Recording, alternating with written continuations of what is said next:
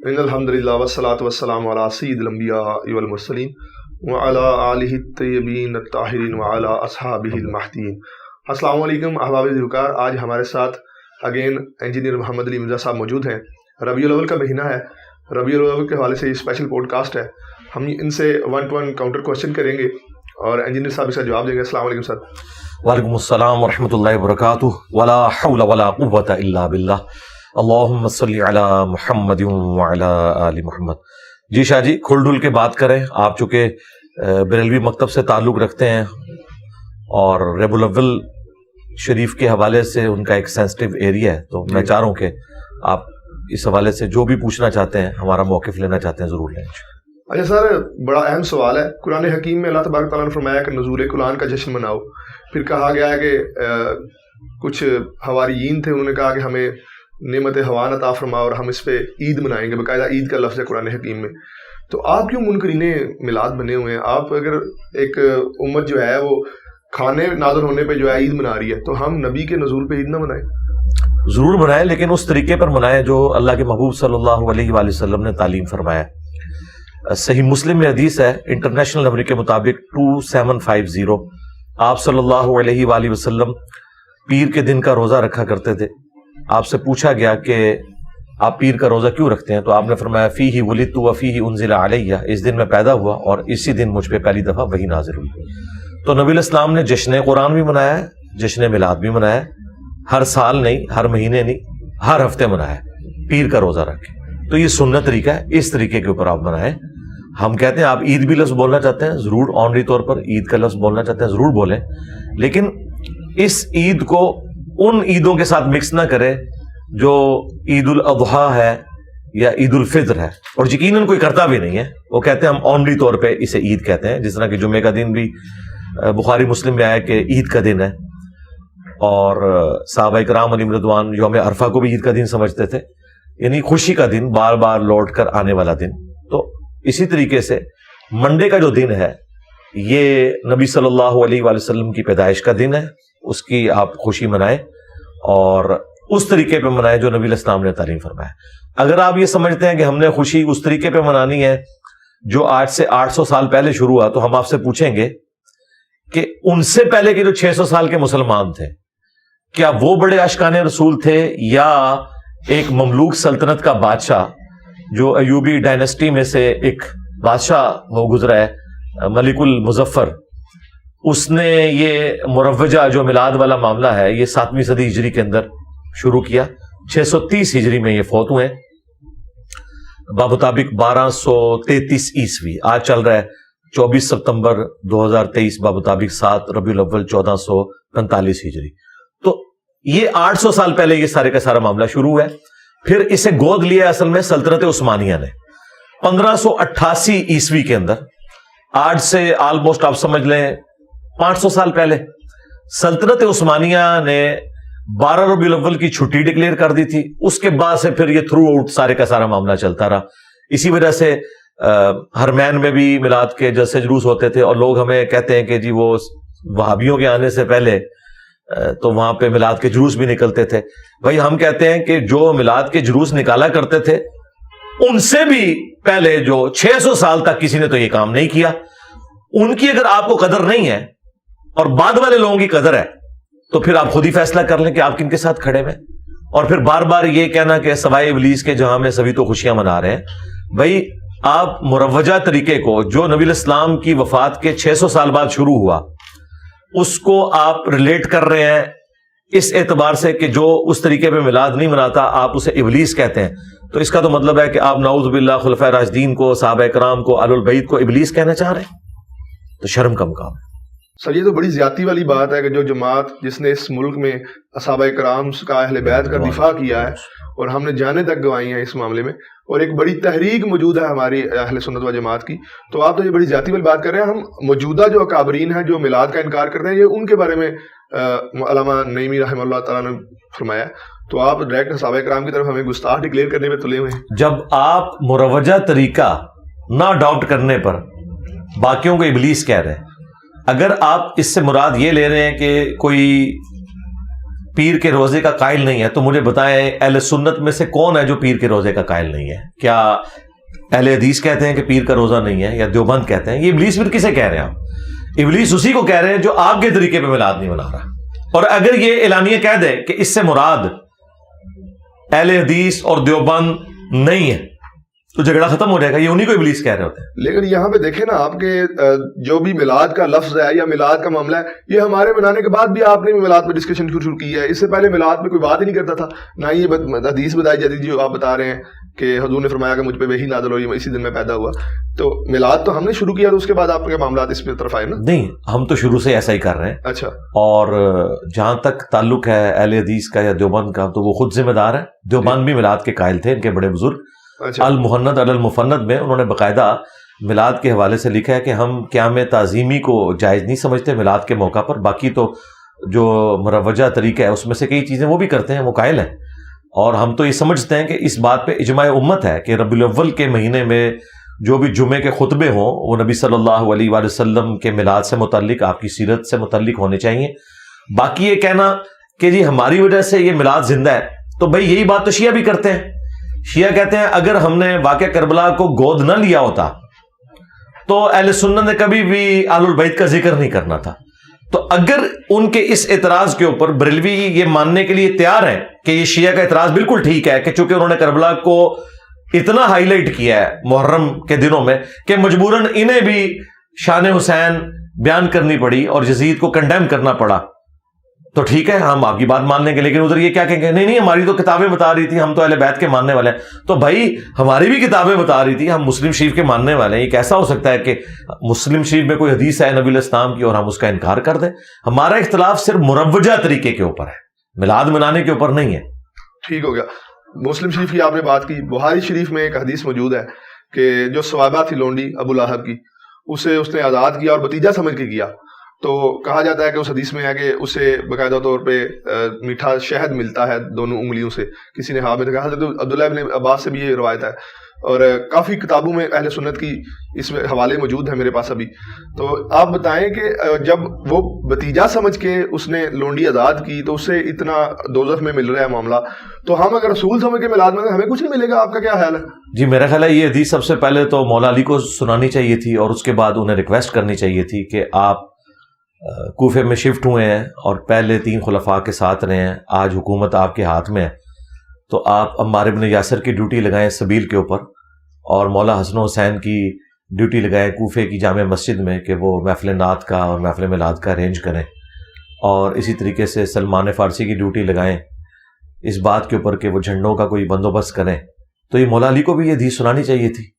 یہ حدیث نہیں ہے میرے بھائی، یہ صحیح بخاری میں ایک خواب نقل ہوئی ہے، اور وہ خواب امام بخاری نے نقل کی ہے. اس خواب کی کوئی تعبیر نبی علیہ السلام نے بیان نہیں فرمائی ہے، وہ اس کے رشتہ داروں میں سے ایک بندے نے خواب دیکھا، اور اس کی پوری سند بھی بیان نہیں ہوئی ہے کہ کون سا بندہ ہے جس نے خواب دیکھی ہے. خواب جب تک پریکٹیکلی آخرت سے متعلق کوئی چیز بتا رہے ہوں گے تو وقت کے پیغمبر کو انڈورس کرنا ہوگا کہ واقعی ایسا ہوا یا نہیں ہوا، may be may not be. ٹھیک ہے، نبی علیہ السلام نے کیا ایسے انڈورس کیا ہے کہ ہاں واقعی ابو لہب کے ساتھ یہ ہو رہا ہے؟ یہ کہتے ہیں بخاری شریف میں لکھا ہوا ہے. اچھا جب ہم یہ باتیں کرتے ہیں نا تو انہیں پتہ چل جاتا ہے کہ انہوں نے غلط بیانی کیا. یہ کہتے ہیں کہ جی امام بخاری کو نہیں پتا تھا، انہوں نے کیوں لکھا؟ تو بھائی اب علمی ڈسکشن پہ آئیں. امام بخاری نے بالکل لکھا. امام بخاری کا لکھنا کیا اس چیز کو سرٹیفائڈ کر دے گا کہ نبی علیہ السلام نے اس کو انڈورس کر دیا؟ یہ کوئی حدیث تو نہیں تھی، یہ تو ایک واقعے کے طور پر نقل ہوا ہے. اور اگر اس واقعے سے یہی رزلٹ نکلتا ہے تو صحابہ کرام کیا ہر 12 ربیع الاول کے اوپر غلام آزاد کرتے تھے؟ جس طرح سویبہ کو آزاد کیا تھا ابو لہب نے اس چیز کے لیے کہ انہیں بعد میں اس کا اجر ملے، یا ان کے آباء و اجداد میں سے اگر کوئی کفر کی حالت میں چلے گئے تو ان کے سال ثواب کے لیے ہم اتنے غلام نبی علیہ السلام کی پیدائش میں جو ہے وہ آزاد کرتے ہیں. تو اس طرح کے کوئی پریکٹیکلی لے کے بھی آئے نا. یہ ایک واقعہ، اور واقعہ بھی بے سند، وہ بھی خواب سے ریلیٹڈ. خواب کی تعبیر بھی نبی علیہ السلام نے نہیں بیان فرمائی، چونکہ خواب ان سین بیریئر ہے نا، غیبی خبر ہے. جب تک پیغمبر نہیں بتاتا آپ کنفرم نہیں کر سکتے. ہاں دنیا میں یہ ہو سکتا ہے کہ وہ واقعہ ہو جائے تو آپ کہہ سکتے ہیں ہاں میں نے جو خواب دیکھا تھا وہ ہو گیا. اب یہ آخرت سے متعلق ہے، یہ آخرت سے متعلق خواب تو صرف نبی علیہ السلام ہی بتا سکتے ہیں کہ واقعی ایسے ہوا یا نہیں ہوا. تو وہ لے آئیں جناب، اگر ہے تو اللہ کا نام لے کے ہم بھی شروع کرتے ہیں. اچھا میلاد منانے کا اگر حکم نہیں ہے تو منع بھی نہیں کیا گیا, منع کر دیتے حضور, تو اس طرح کا معاملہ نہ ہوتا. آج کل آپ ہر چیز کو بدعت کرنے شروع کر دیتے ہیں. دیکھیں اگر اسی طریقے سے دین میں چیزوں کو آپ داخل کرنا شروع کر دیں گے تو اس کا پھر کوئی اینڈ نہیں ہوگا. پھر ہم آپ سے یہ کہیں گے کہ عید کی نماز نبی صلی اللہ علیہ وآلہ وسلم نے منع کب فرمائی ہے کہ اس کے ساتھ اذان نہیں ہونی چاہیے. عید کی اذان تو نہ بریلوی دیتے ہیں, نہ دیوبندی, نہ اہل حدیث, ڈائریکٹ نماز پڑھتے ہیں. ہر جماعت والی جو نماز ہے, خواہ وہ جمعہ کی نماز ہو, 5 وقتہ نماز ہو, اس کے ساتھ اذان اور اقامت ہوتی ہے. نماز جنازہ کے ساتھ نہیں ہوتی. میں اس کی مثال اس لیے نہیں دے رہا کہ وہ کہیں گے جی اس میں رکوع اور سجدے نہیں ہیں, لہذا اس کی آپ مثال نہ دیں, وہ تو دعا کی ایک شکل ہے. چلے میں ادھر نہیں جاتا. عیدین کی جو نمازیں ہوتی ہیں ان کے لیے اذان کیوں نہیں دیتے؟ تو یہ کہیں گے کہ نبی علیہ السلام نے نہیں دی. نہ نہ نہ نہ, منع کہاں کی ہے؟ منع والی بات بتائیں. تو منع تو کہیں نہیں ہوئی, تو دیا کریں. یہ کہیں گے کہ نبی صلی اللہ علیہ وآلہ وسلم نے نہیں دی, ہم بھی نہیں دیں گے. بس ہمارا بھی یہ عقیدہ ہے کہ دین کے معاملے میں جو نبی علیہ السلام نے تعلیم نہیں فرمایا وہ آپ نہیں کریں گے. من احدث فی امرنا ھذا فہو رد, جس نے ہمارے دین کے اندر کوئی ایسی چیز داخل کر دی جو ہم نے تعلیم نہیں فرمائی تو مردود ہے. ہاں دین کو سپورٹیو چیزیں ہوں وہ آپ داخل کر سکتے ہیں. وہ مسلم شریف میں حدیث ہے, جس نے اسلام میں اچھا طریقہ جاری کیا, جتنے لوگ اس پہ عمل کریں گے اس کا ثواب ملے گا. مثلا یہ کیمرے میں ریکارڈنگ, پرنٹنگ پریس کے اوپر قرآن کو, بخاری مسلم کو پرنٹ کرنا, سافٹ ویئر بنانا, یہ سارے اچھے طریقے ہیں. لیکن بخاری میں جو حدیث ہے وہ وہی ہے, اس کو کسی نے نہیں بدلا. دین اپنی اصلی جگہ کے اوپر رہے تو پھر آپ اس معاملے کو لے کے چلیں. تو عیدین کی اذان منع کہیں نہیں ہے, چونکہ نبی علیہ السلام نے نہیں دی اس لیے نہیں دیتے. اب اس سے آگے بڑھ کے ہم آپ کو منع بھی بتا دیتے ہیں. منع ہوا ہے مسلم شریف میں, امام باقر علیہ السلام نے جابر بن عبداللہ سے روایت کی ہے, اور امام جعفر علیہ السلام نے اپنے والد امام باقر سے 2005 نمبر حدیث ہے کہ نبی علیہ السلام جب بھی ممبر پر جلوہ افروز ہوتے, آپ کی آواز بلند ہو جاتی, آنکھیں سرخ ہو جاتی, غصے میں اضافہ ہو جاتا, جیسے کوئی جرنیل اپنی فوج کو تیار کر رہا ہے. اگریسو سٹائل میں آپ خطبہ دیتے اور فرماتے کہ میں اور قیامت اس طرح ساتھ بھیجے گئے جس طرح یہ 2 انگلیاں. اس کے بعد نبی علیہ السلام فرماتے اما بعد فإن خیر الحدیث کتاب اللہ وخیر الہدی ہدی محمد صلی اللہ علیہ وآلہ وسلم وشر الامور محدثاتها وکل محدثۃ بدعہ وکل بدعۃ ضلالہ وکل ضلالۃ فی النار. یہ حدیث مسلم میں بھی ہے اور سنن نسائی میں. آگاہ ہو جاؤ, سب سے بہترین کلام اللہ کی کتاب ہے, سب سے ہدایت یافتہ راستہ محمد صلی اللہ علیہ وآلہ وسلم کا ہے.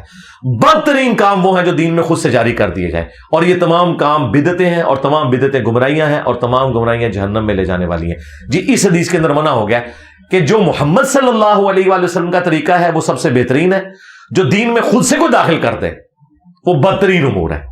یہ اکثر آپ کو مثال دے دیتے ہیں, یہ جی ایئر کنڈیشن لگانا مسجد میں, قالین بچھانا, یہ بھی تو دین میں داخل ہوا. بھائی یہ دین میں داخل نہیں ہے. دین میں داخل ہوتا تو ہم نیت میں یہ اپنے ذہن میں حاضر کرتے کہ اوپر اس قالین کے, نیچے اس پنکھے کے, سامنے اس اے سی شریف کے, منہ طرف کعبہ شریف کے. یہ تو کوئی بھی نہیں کرتا.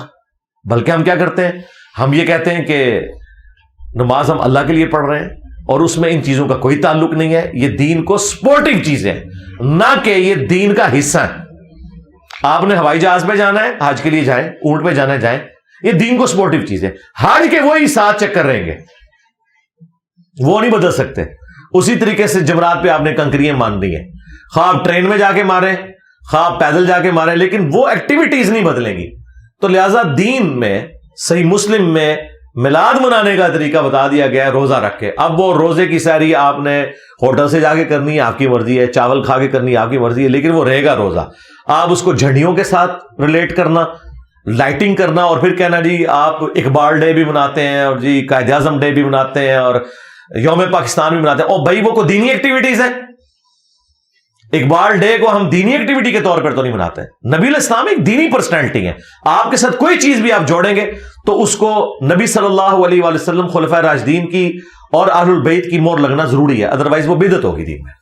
پھر تو وہ بھی بدعت ہوئی. محرابیں جو بنائے جاتے ہیں, مینارے بنائے جاتے ہیں, ایون کہ اذانیں 2 دی جاتی ہیں. اس کے علاوہ تراویح کی جو باجماعت, پھر تو علماء اس پہ بھی اعتراض کریں گے کہ یہ بھی بدعت ہے. اس میں نے ایک حصہ تو کلیئر کر دیا ہے کہ یہ محراب والا, یہ دین میں کوئی چیز داخل نہیں ہوئی. اسپیکر سے دین میں کیا داخل ہوا ہے؟ کچھ بھی نہیں ہوا. مسجد میں تو اضافہ ہوا ہے نا, کیا جی امام آگے کھڑا ہو رہا ہے. نہیں وہ تو ہوگا نا, وہ تو ہر زمانے میں ہوگا. مطلب پہلے آپ دیے روشن کرتے تھے، اب آپ لائٹنگ کرتے ہیں. دین میں تو کوئی فرق نہیں پڑا. دین میں فرق پڑا جس چیز سے، وہ آپ کی مثال درست ہے. جمعے کی 2 اذانیں، یہ ہے دین میں. نبی الاسلام نے 1 اذان دی ہے. تو بخاری شریف آپ کھول لیں، حضرت عثمان غنی رضی اللہ تعالیٰ عنہ نے یہ دوسری اذان شروع کی تھی، لیکن یہ دوسری پیرلل میں دوسری تھی. مسجد میں 2 اذانیں نہیں ہوتی تھی. اس میں الفاظ ہے جب لوگوں کی تعداد زیادہ ہوگی تو بازار میں حضرت عثمان نے 1 اذان شروع کروائی تاکہ بازار کے لوگوں کو آواز آ جائے کہ آپ نے مسجد میں جانا ہے. مسجد میں حضرت عثمان نے بھی 1 اذان دی ہے. لہٰذا یہ مسجد میں خواہ وہ حرمین کے اندر 2 اذانیں ہو رہی ہیں جمعے کی، خواہ پاکستان میں، یہ بدعت ہے. حضرت عثمان نے یہ دوسری اذان نہیں شروع کروائی. بخاری میں موجود ہے پیرلل میں. اور آج وہ مسئلہ ہم اسپیکر کے ذریعے حل کر رہے ہیں کہ مسجد میں جو اذان ہوتی ہے بازار میں آواز چلی جاتی ہے. اگر کوئی کہتا ہے کہ ہم نے یہ کام کرنا ہے حضرت عثمان والا، تو ٹھیک ہے، بازار میں ایک مؤذن کھڑا کرے، مسجد میں ایک ہی اذان ہوگی. یہ 2 نمبری نہ ہمارے ساتھ کوئی کرے. بخاری سے کھول کے دیکھ لیں. تو پلس ہم اس کو اس لیے سے ہی سمجھتے ہیں کہ علیکم بسنتی و سنت الخلفاء الراشدین المہدیین. اور وہ ہو رہا کس طرح؟ جس طرح مکبر ہوا کرتے تھے. اب اسپیکر کی وجہ سے مکبر کی ضرورت ہی نہیں رہی ہے. تو یہ پیرلل میں اذان تھی، دوسری اذان نہیں تھی. تراویح کی جماعت، مجھے بتائیں کیا 3 دن تک بخاری مسلم میں آیا نبی الاسلام نے تراویح کی جماعت نہیں کروائی؟ لیکن ریگولر تو نہیں کروائی. ایک پہلی چیز، سنت تو اپنی جگہ اثر ہوگی. ریگولر تو آپ نے ہمیشہ پگڑی بھی نہیں باندھی. آپ نے کبھی چادر لی سر پہ؟ نہیں، ہم تراویح کی جماعت تو کراتے ہیں. میں آپ کو جواب دے رہا ہوں. میں آپ کو بتا رہا ہوں، ریگولر تو آپ نے کبھی پگڑی بھی نہیں باندھی. آپ نے ٹوپی بھی پہنی، آپ نے پگڑی بھی پہنی، آپ نے سر پہ چادر بھی لی، سب کچھ. ایک بندہ پوری زندگی صرف پگڑی پہنتا ہے، اسے ہم ٹونٹ نہیں کر سکتے. کیا نبی الاسلام نے پوری زندگی سفید لباس پہنا ہے؟ بخاری مسلم میں آپ نے سرخ لباس آپ کا پسندیدہ تھا. مسلم شریف میں آپ کالے رنگ کا جبہ استعمال فرماتے تھے.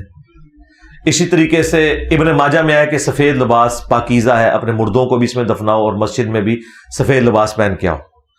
ابو داؤد ترمذی میں نبی الاسلام نے گرین لباس پہنا، تہمت بھی گرین کلر کی اور اوپر چادر بھی گرین کلر کی. لیکن ہمارے تبلیغی جماعت کے لوگ، دعوت اسلامی کے لوگ پوری زندگی سفید لباس پہنتے ہیں. پاپا جانی نے سفید کے علاوہ کوئی نہیں. ہم نے کبھی ان کو ٹانٹ کیا ہے کہ نبی الاسلام نے تو ہمیشہ سفید نہیں پہنا؟ تو یہ گناہ ہو گیا. ہم کہتے ہیں ایک دفعہ بھی پہن لیا سنت ہے، آپ ہمیشہ پہنے. اب ادھر بھی آئے، نبی الاسلام سے جب 3 دن ثابت ہو گیا کہ آپ نے تراویح کی جماعت کروائی، آپ نے کیا منع کیا کہ جماعت نہیں کروانی؟ نہیں، بلکہ آپ نے یہ کہا کہ مجھے خطرہ ہے کہ تم پہ فرض نہ کر دی جائے، تم گھر میں پڑھو. حضرت عمر نے دیکھا کہ نبی الاسلام تو دنیا سے چلے گئے، آپ کی خواہش بھی تھی کہ یہ جماعت ہوتی، لیکن آپ کو خطرہ تھا کہ فرض نہ ہو جائے.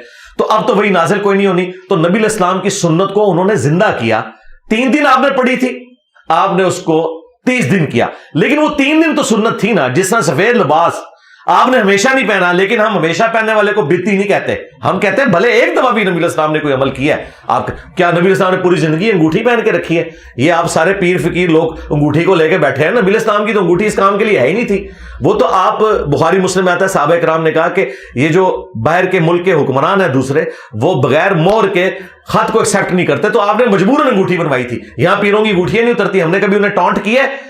ہم کہتے ہیں ٹھیک ہے، نبی علیہ السلام سے کچھ عرصے کے لیے بھی کوئی چیز پہننا ثابت ہوگی، وہ اپنی اصل میں ثابت ہے. تو اس کو سیدنا عمر نے جو کہا نا نعم البدعۃ ہادی، یہ اچھی بدعت ہے جو میں نے شروع کی.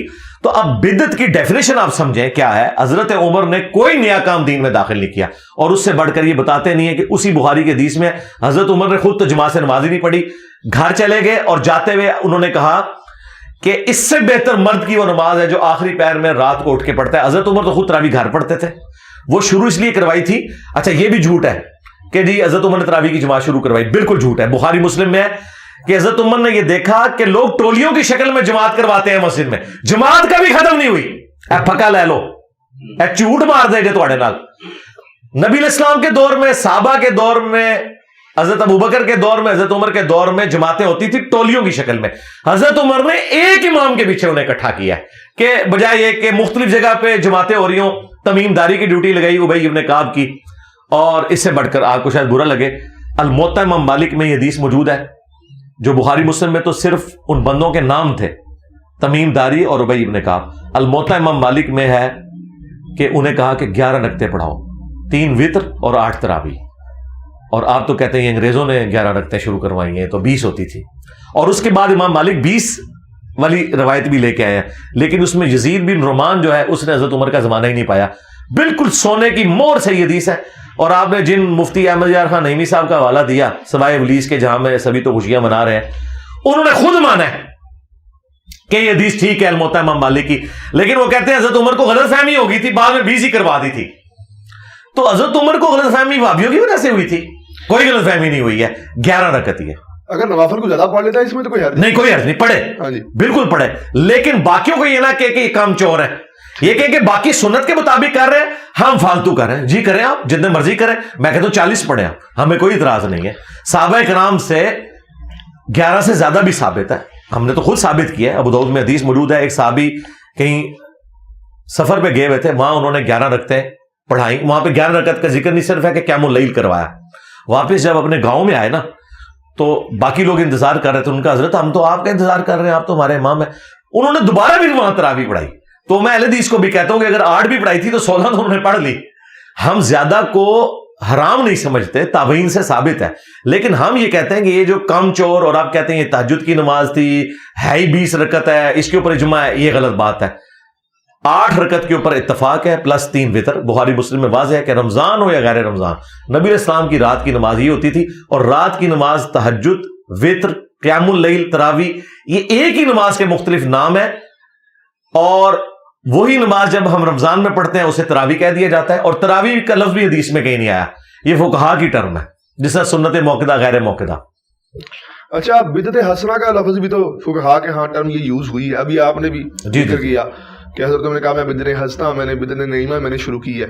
تو آپ مجھے یہ بتائیں کہ جب ایک جو نوجوان ہمارے, میں نے دیکھا اکثر ہمارے خاص کر عرس ہمارے ہوتا ہے ہر سال بیرات کا, گجرات کا سب سے قدیمی, وہاں پہ کوئی بدعت ایسی نہیں ہوتی. رسول اللہ صلی اللہ علیہ وسلم کی سیرت بیان کی جاتی ہے, اجتماع کیا جاتا ہے.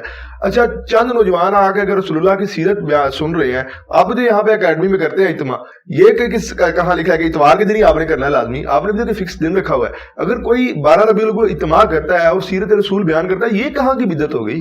ہاں, ہم کہتے ہیں کہ 12 ربیع الاول کو آپ فکس نہ کریں, ربیع الاول میں کسی بھی وقت رکھ لیں. میں نے تو پہلے کہا آپ جمعے پڑھائیں اس کے اوپر, لیکن جب آپ ایک تاریخ کو مینشن کر کے کرتے ہیں نا, تاریخ کو, اچھا یہ تاریخ مینشن, ہم نے اتوار کی تاریخ نہیں مینشن کی ہوئی, ہم اتوار کو کرتے ہیں. ٹھیک ہے, آپ بھی منڈے کو کریں, نبی علیہ السلام کی پیدائش کا دن ہے, ہم کوئی اعتراض نہیں کریں گے. لیکن جب آپ تاریخ کو ایک مینشن کر کے کرتے ہیں, پھر ہم یہ کہیں گے اس کی اصل کہاں ہے. دیکھیں, مسلمانوں کی جو ویکلی گیدرنگ ہے وہ تو جمعے کی گیدرنگ ہے, یا ویکینڈ کی وجہ سے ہمیں مجبوراً اتوار کو کرنا پڑتا ہے. لیا جا سکتا ہے اس کا, جی کریں, لیکن یہ جو بزرگوں کے عرس بیچ میں کہاں سے آ گئے ربیع الاول شریف میں؟ نہیں, میلاد کا ہی ہمارا عرس ہوتا ہے, میلاد کا پروگرام. اچھا, آپ کرتے ہیں اور وہ 12 ربیع الاول کے اوپر ہی کرتے ہیں. تو ربیع الاول میں آپ کبھی 12 سے ہٹ کے بھی کر لیں, اس میں کیا ہے, چھوٹے موٹے پروگرام تو کریں. ٹھیک ہے, اس میں آپ توحید بیان کریں, نبی علیہ السلام کی سیرت بیان کریں, آپ کی صورت بیان کریں, بہت اچھی بات ہے. تو وہ تو ہم قائل ہیں اس کو, ہم تو غلط نہیں سمجھتے, ہم تو کرتے ہیں خود الحمدللہ. ٹھیک ہو گیا. اچھا, حضور کی پیدائش کے حوالے میں اعلیٰ حضرت نے بھی 8 کا لکھا ہے, انہوں نے کہا جی اب یہ شروع ہو چکا ہے, میں 12 کا نہیں, میں انکار کرتا. اس کے علاوہ ڈاکٹر اسرار احمد صاحب نے بھی کہا جی 8 کو آپ کی 12 کی وفات ہے. تو آپ اس کا بالکل انکار کرتے ہیں, ایک طرف آپ بالکل وہابیوں کی سائڈ لے لیتے ہیں, ایک طرف آپ بالکل بریلویوں کی سائڈ لیتے ہیں, کرتے کیا؟ ہاں, بات یہ ہے کہ ڈاکٹر اسرار صاحب کی تو یہ فیلڈ نہیں تھی. اچھا, وہ تو جو اہل حدیث سے دیوبند سے سنتے تھے وہی آگے بیان کرتے تھے. میری تو جی میری ان سے 1 to 1 ملاقات ہوئی ہے. اچھا, میں نے کہا کہ آپ نے اعلیٰ حضرت کے اوپر یہ جھوٹ باندھا ہے اپنے منتخب نصاب کے اندر کہ وہی مستوی عرش تھا جو خدا ہو کر مدینے میں اتر پڑا مصطفیٰ ہو کر. تو یہ اعلیٰ حضرت نے کہاں کا ہے؟ یہ جس کتاب سے آپ لوگ حوالہ دے رہے ہیں اور جو اس قسم کے کفری اشعار جس کتاب کی طرف منسوب کر رہے ہیں, تذکرۃ الغوثیہ, اعلیٰ حضرت نے تو فتاوی رضویہ میں لکھا ہے کہ یہ کتاب پڑھنا حرام ہے, اس کی خرید و فروخت حرام ہے, اس کو گھر میں رکھنا حرام ہے, اور آپ نے سارے کفریات ان کے کھاتے میں ڈالے. تو ڈاکٹر اسرار صاحب نے پتا کیا کہا, بیٹا میں اختلافی موضوعات میں بالکل امی ہوں, میں نے تو اہل حدیثوں سے سن کے بیان کر دیا تھا, اور یہ ان کی وفات سے 2 سال پہلے کی میں بات کر رہا ہوں. ٹھیک ہے, وفات ان کی ہوئی ہے نا 2 سال آلموسٹ 2010 میں ہوئی ہے نا ان کی, اپریل میں. تو یہ آلموسٹ مئی 2008 کی بات ہے, 2 سال پہلے کی. تو ان کے تو اپنا یہ معاملہ تھا. رہ گیا آپ کا کہنا کہ اعلیٰ حضرت, تو اعلیٰ حضرت نے 8 ربیع الاول لکھا ہے بالکل جی. تو پہلے تو یہ بریلوی اعلیٰ حضرت سے پوچھے نا کہ یہ کیا ہو گیا اور آپ کی تحقیق کہاں سے آ گئی, جبکہ دلائل النبوہ امام بیہقی کی کتاب میں امام محمد بن اسحاق یہ انس بن مالک کے شاگرد ہیں, انہوں نے 12 ربیع الاول ڈیٹ دلائل النبوہ میں بتائی ہے اور دن بتایا ہے منڈے کا, عام الفیل والے سال سحری کے وقت. تو ہمارے نزدیک تو ہے. اور آپ کے جو عبد القادر جیلانی ہے پیران پیر, جو دلوں کے حال بھی جان لیتے تھے, انہوں نے تو 10 محرم لکھی ہوئی ہے.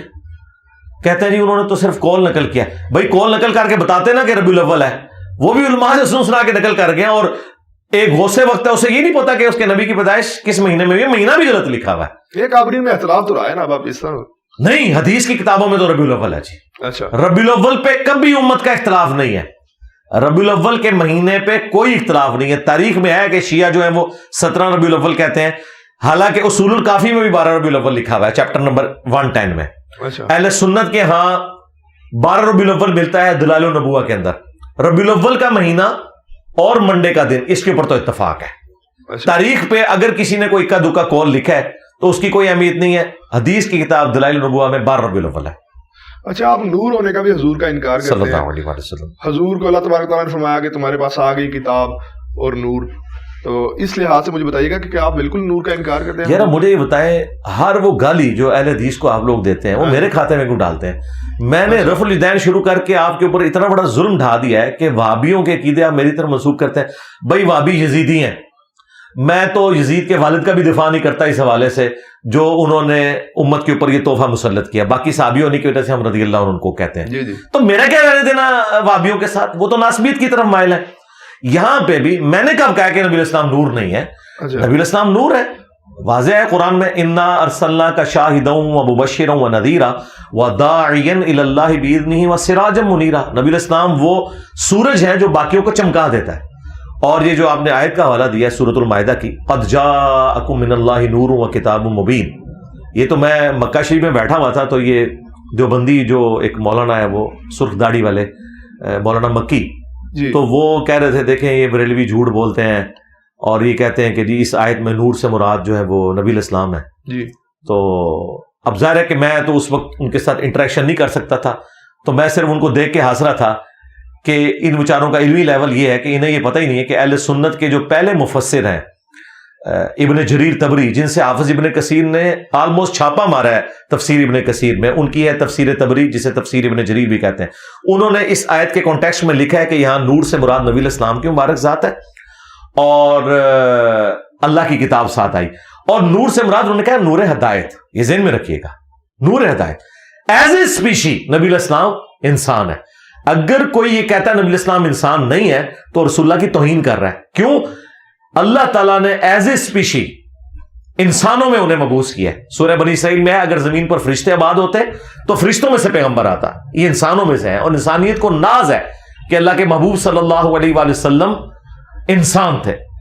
یہ آپ صلی اللہ علیہ وآلہ وسلم کا بشر ہونا آپ کے نور ہونے سے بہتر ہے, اس لیے کہ انسانیت اگر اللہ کے راستے پر ہو تو فرشتوں سے بہتر ہے. بغاوت والا معاملہ تو الگ. کیا ہم انبیاء اکرام علیہ السلام کو فرشتوں کے انبیاء سے افضل نہیں مانتے؟ اگر نور ہدایت کے طور پر آپ بات کرنا چاہتے ہیں ضرور کریں, وہ تو مسند احمد میں حدیث ہے. نبی صلی اللہ علیہ وآلہ وسلم نے فرمایا کہ میں اللہ کے ہاں خاتم النبیین اس وقت بھی لکھا ہوا تھا جب آدم علیہ السلام مٹی اور پانی کے درمیان تھے, اور یہ حصہ جو ہے نا یہ ترمذی میں بھی موجود ہے.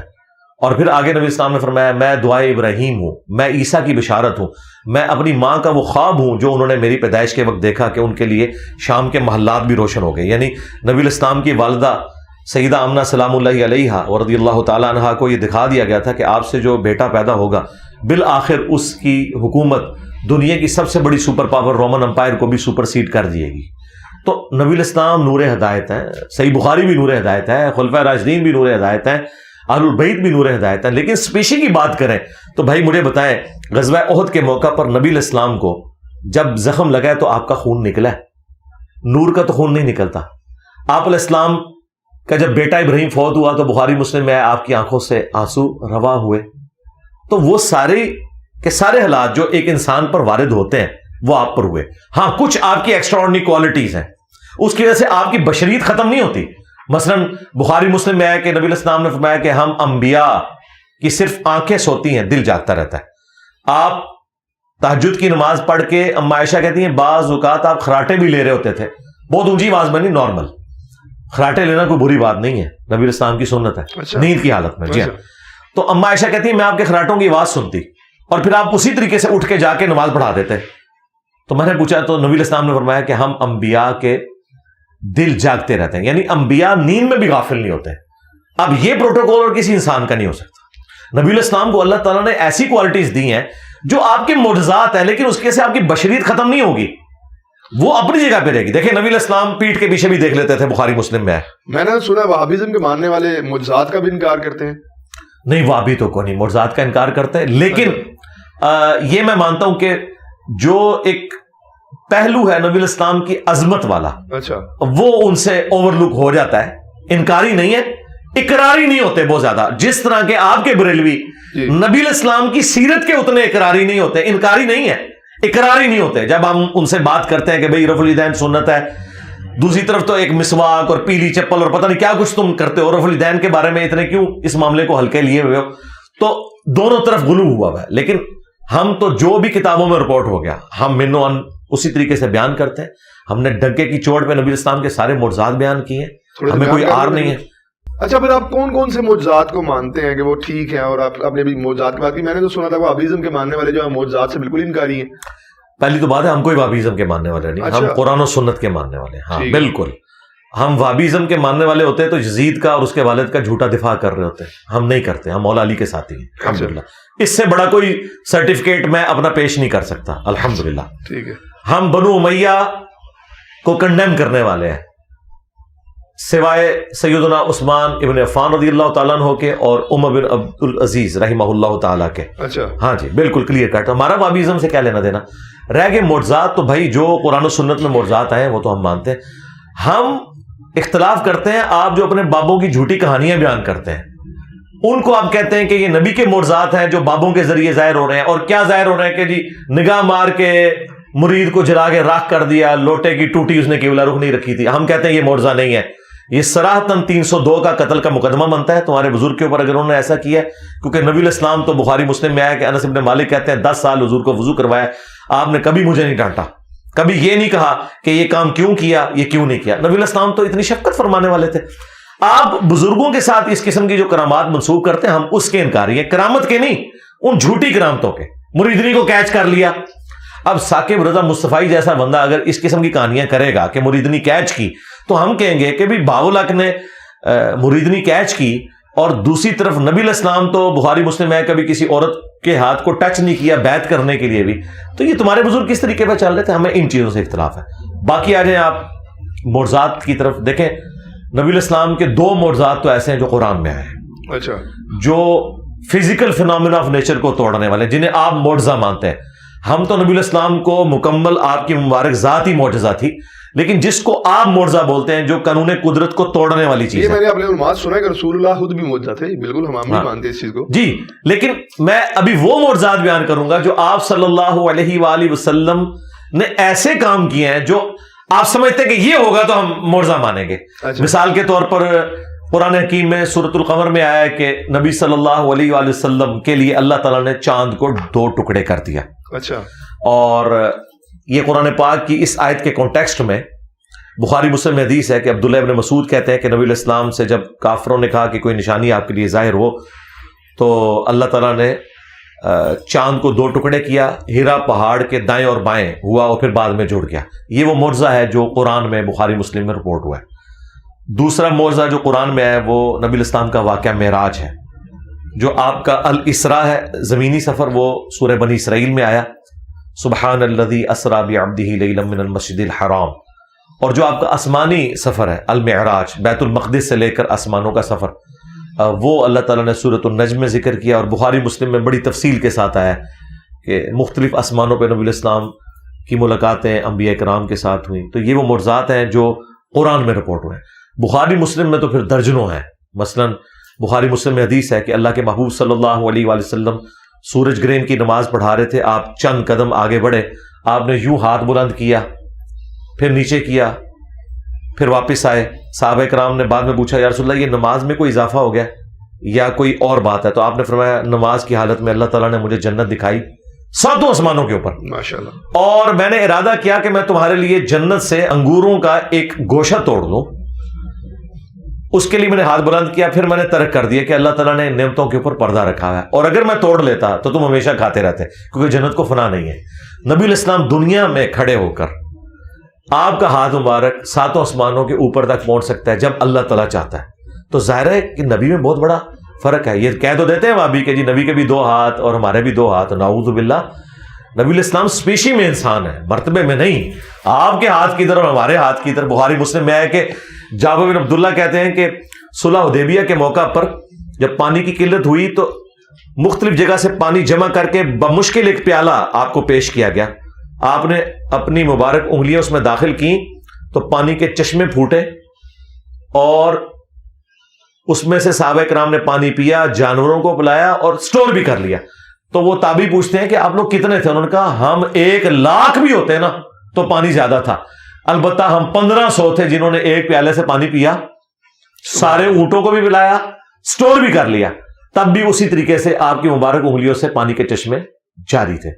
اسی طریقے سے بخاری مسلم میں ہے کہ نبی علیہ السلام نے فرمایا کہ تم نماز کی حالت میں خشوع و خضوع سے کھڑے ہوا کرو، میں تمہیں اللہ کی قسم اپنی پیٹھ کے پیچھے دیکھ رہا ہوتا ہوں۔ یعنی جب آپ جماعت کرواتے تھے نا تو آپ کو پیچھے نظر آتا تھا کون کھجلی کر رہا ہے، کون کیا کر رہا ہے، یہاں آپ کی آنکھ نہیں تھی، ہمیں تو یہ بس ادھر تک مشکل سے 180 ڈگری نظر آتا ہے، نبی علیہ السلام کو انہی 2 آنکھوں سے پیچھے بھی نظر آتا تھا۔ یہ ہر وقت آپ کے ساتھ معجزہ اٹیچ تھا۔ اس طریقے سے بخاری مسلم میں آتا ہے کہ آپ کے پسینے سے خوشبو آتی تھی اور صحابہ کرام آپ کے پسینے کو خوشبو کے طور پر استعمال کرتے تھے۔ تو اب پسینے میں سے تو بدبو آتی ہے، لیکن نبی علیہ السلام کا یہ معجزہ تھا کہ آپ کے مبارک پسینے سے خوشبو آتی تھی۔ اسی طریقے سے آپ صلی اللہ علیہ وآلہ وسلم کے بارے میں حضرت اسماء بنت ابی بکر نے ایک کالا جبہ، کسروانی طیالسی کالا جبہ نکالا پرشین امپائر کا، اور کہا کہ یہ وہ جبہ ہے جو نبی علیہ السلام پہنا کرتے تھے اور ہم اس کا دھون مریضوں کو شفا کے لیے پلاتے ہیں۔ اسی طریقے سے بخاری شریف میں آتا ہے کہ ام سلمہ نے نبی علیہ السلام کا ایک بال مبارک نکالا اور کہا کہ یہ نبی علیہ السلام کا وہ بال مبارک ہے، جب ہمارے محلے میں کوئی بیمار ہو جاتا ہے تو وہ برتن بھجوا دیتا ہے، میں اسے گھول کے دیتی ہوں، وہ پی لیتا ہے تو شفا ہو جاتی ہے۔ تو نبی علیہ السلام کے تبرکات کی شفا آپ کی وفات کے بعد بھی اسی طریقے سے جاری ہے۔ لیکن اگر آپ لوگ جعلی بال مبارک بنا کے، جعلی نقش نالین بنا کے لکڑی کے اوپر اور اس طریقے سے زیارت کروا کے اس میں ٹکٹ لگا کے کریں گے تو ہم کہیں گے کہ ہم لوگ پھر نبی کے نام کو بیچ ہی رہے ہیں نا۔ نبی علیہ السلام کی تو یہ تعلیمات تو نہیں تھی کہ آپ نے یہ کچھ کرنا شروع کر دینا۔ اسی طریقے سے بخاری مسلم میں ہے کہ صحابہ کرام نبی علیہ السلام کے وضو کا پانی نیچے نہیں گرنے دیتے تھے، اس کو اپنے جسم کے اوپر ملتے تھے۔ بخاری مسلم میں ہے نبی صلی اللہ علیہ وآلہ وسلم نے حجۃ الوداع کے موقع پر جب حلق کروایا تو آپ نے ابو طلحہ کو بال دیے اور کہا کہ صحابہ کرام میں انہیں تقسیم کر دو۔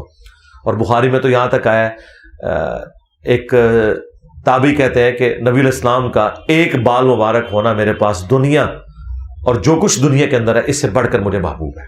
اسی طریقے سے ابو داؤد ترمذی میں آیا، ابن ماجہ میں حدیث موجود ہے کہ ایک صحابیہ کہتی ہیں کہ نبی علیہ السلام ہمارے گھر تشریف لائے تو آپ کو پیاس لگی تو آپ نے کہا کہ میں نے پانی پینا ہے، تو ہم نے مشکیزے کی طرف اشارہ کیا، نبی علیہ السلام اٹھے، مشکیزے کو منہ لگا کے پانی پیا۔ وہ کہتی ہیں کہ جس سے ہی نبی علیہ السلام لادہ ہوئے تو میں نے مشکیزے کا منہ کاٹ کے اپنے پاس تبرکن رکھ لیا کہ اس سے نبی علیہ السلام کا منہ مبارک لگا۔ تو اس طرح صحابہ کرام نے نبی علیہ السلام کی چیزیں بھی سنبھالی ہوئی تھیں۔ آپ صلی اللہ علیہ وآلہ وسلم کے یہ معجزات اتنے ایکسٹرا آرڈنری ہیں کہ جن پہ کسی کو اختلاف نہیں ہے۔ لیکن ہم یہ کہتے ہیں کہ نبی علیہ السلام کی وفات کے بعد کبھی کسی صحابی نے آپ کی قبر کی مٹی نہیں چاٹی جا کے، یہ اختلاف شروع ہو جاتا ہے۔ آج بھی دنیا میں نبی علیہ السلام موجود ہوں، ہم اپنا ہر مسئلہ آپ کے سامنے لے کے جائیں گے۔ بخاری میں نہیں آیا کہ ایک صحابی کی پنڈلی کی ہڈی ٹوٹ گئی، نبی علیہ السلام نے کہا یہ کیا ہوا؟ تو انہوں نے کہا یا رسول اللہ آپ نے وہ کام بھیجا تھا، میں نے قلعے سے چھلانگ لگائی تو یہ ٹوٹ گئی۔ تو انہوں نے اپنی پگڑی لپیٹی تھی، آپ نے فرمایا ٹانگ سیدھی کر، ہاتھ پھیرا، وہ کہتے ہیں کہ ایسی ہوگی کہ کبھی ٹوٹی نہیں تھی۔ لیکن آج اگر آپ کی پنڈلی کی ہڈی ٹوٹے گی نا، ہم آپ کو روزہ شریف میں نہیں لے کے جائیں گے، نہ کعبہ شریف لے کے جائیں گے، کیونکہ دنیا کو اللہ نے اس باپ کے ساتھ جوڑا ہے۔ نبی علیہ السلام جب تک دنیا میں موجود تھے ہم ہر مسئلہ آپ کے سامنے رکھیں گے۔ بخاری مسلم میں یہاں تک حدیث ہے کہ بارش نہیں ہو رہی تھی، ایک عرابی کھڑا ہوا، یا رسول اللہ ہمارے جانور ہلاک ہو گئے قحط سالی سے، آپ دعا کریں۔ نبی علیہ السلام نے دعا کی اور ابھی ہاتھ نیچے بھی نہیں آئے تو بارش شروع ہو گئی۔ اگلے جمعے تک بارش ہوتی رہی، اگلے جمعے وہی بندہ کھڑا ہوا کہ یا رسول اللہ دعا کریں کہ ہمارے گھروں میں بارش نہ ہو، صرف زمینوں میں ہو۔ تو نبی علیہ السلام نے دعا کی، بلکہ آپ نے مبارک انگلی سے یوں بادلوں کو اشارہ کیا، غلادہ ہو گئے۔ تو اس طرح کے کئی معجزات بخاری مسلم میں ہے کہ نبی علیہ السلام نے فرمایا کہ اگر کوئی مجھ سے لینا چاہتا ہے تو میں اسے عطا کرتا ہوں کہ وہ اس کے بعد کبھی نہیں بھولے گا۔ تو حضرت ابو ہریرہ نے فوراً اپنی چادر بچھائی تو نبی علیہ السلام نے یوں کر کے چادر میں ڈالا, انہوں نے سینے سے لگائی, اور کہتے ہیں اس سے پہلے میں نے حضور کو شکایت کی تھی کہ میں حدیثیں بھول جاتا ہوں, اس کے بعد میں کبھی کوئی چیز نہیں بھولا. تو اس طرح کے ایکسٹراڈنری معجزات ہیں نبی صلی اللہ علیہ وآلہ وسلم کے, اس سے کسی کو انکار نہیں ہے. ہمارا بریلویوں سے اختلاف یہ ہے کہ وہ قبر رسول سے جا کے یہ چیزیں مانگنا شروع کر دیتے ہیں, یا یہاں بیٹھ کے وہ دعا میں نبی علیہ السلام کو شریک کرتے ہیں. یہ کام نہ کریں, دنیا میں موجود ہوں تو بالکل جائیں. دیکھیں بدر و احد کے اندر امیر حمزہ تھے, نبی علیہ السلام نے ان کی ڈیوٹی لگائی. خیبر میں وہ شہید ہو چکے تھے, ان کو قبر سے نکال کے ساتھ نہیں لے کے مولا علی کی ڈیوٹی لگائی. جو بندہ دنیا سے چلا گیا وہ اللہ کی جنتوں میں آخرت میں زندہ ہے, دنیا سے اب اس کا کوئی تعلق نہیں ہے. ورنہ مجھ سے آپ اینٹی وینم علمی جواب, الزامی جواب پھکی والا لے لیں. قرآن میں تو سورہ نساء کی آیت نمبر 65 میں ہے کہ تم مومن ہی نہیں ہو سکتے جب تک کہ اپنے ہر فیصلے میں نبی کو حاکم نہ مان لو. تو کیا صحابہ کرام حضور کی وفات کے بعد قبر رسول سے جا کے فیصلے کرواتے تھے, یا حضرت عمر نے حضرت علی کو چیف جسٹس لگایا ہوا تھا؟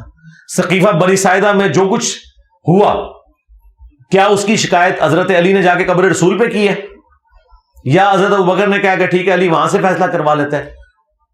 ایون حضور کی میت پہ دفنانے میں اختلاف ہوا ہے, ترمذی میں آیا ہے, صحابہ میں مشورہ ہو رہا ہے. کسی نے نہیں حضور سے پوچھا کہ یا رسول اللہ آپ کو کہاں دفنا ہے, ابھی تو میت مبارک اندر بھی نہیں گئی تھی. بعد میں تو یہ باتیں کرتے ہیں جا کے, اور ہمیں لا کے جعلی روایتیں پیش کرتے ہیں مصنف ابن ابی شیبہ سے کہ ایک اعرابی حضور کی قبر پہ آئے, اس میں اعمش مدلس ان سے روایت کر رہا ہے. ہم بخاری سے کہتے ہیں کہ حضرت عمر کہتے ہیں انا کنا نتوسل الیک بنبینا, 1010 نمبر حدیث ہے بخاری کی, اے اللہ جب تک تیرے نبی ہم میں موجود تھے ہم ان کا توسل اختیار کرتے تھے, ان کی دعا کی برکت سے تو بارش نازل فرماتا تھا. اب ہم تیرے نبی کے چچا کو لے کے ہیں. تو نبی علیہ السلام کا کوئی مرتبہ کام نہیں ہو گیا تھا وفات کے بعد, بلکہ بڑھ گیا ہے. وَلَلْآخِرَةُ خَيْرٌ لَكَ مِنَ الْأُولَىٰ. لیکن حضرت عمر نے عقیدہ دیا کہ صحیح وسیلہ اور توسل یہ ہے کہ جو بندہ دنیا میں موجود ہے آپ نے اس سے دعا کروانی ہے, نہ کہ آپ نے قبر رسول کی بٹی چاٹنی ہے یا جا کے قبر پہ نبی علیہ السلام سے مانگنا ہے. مانگنا اللہ ہی سے, ایاک نعبد و ایاک نستعین.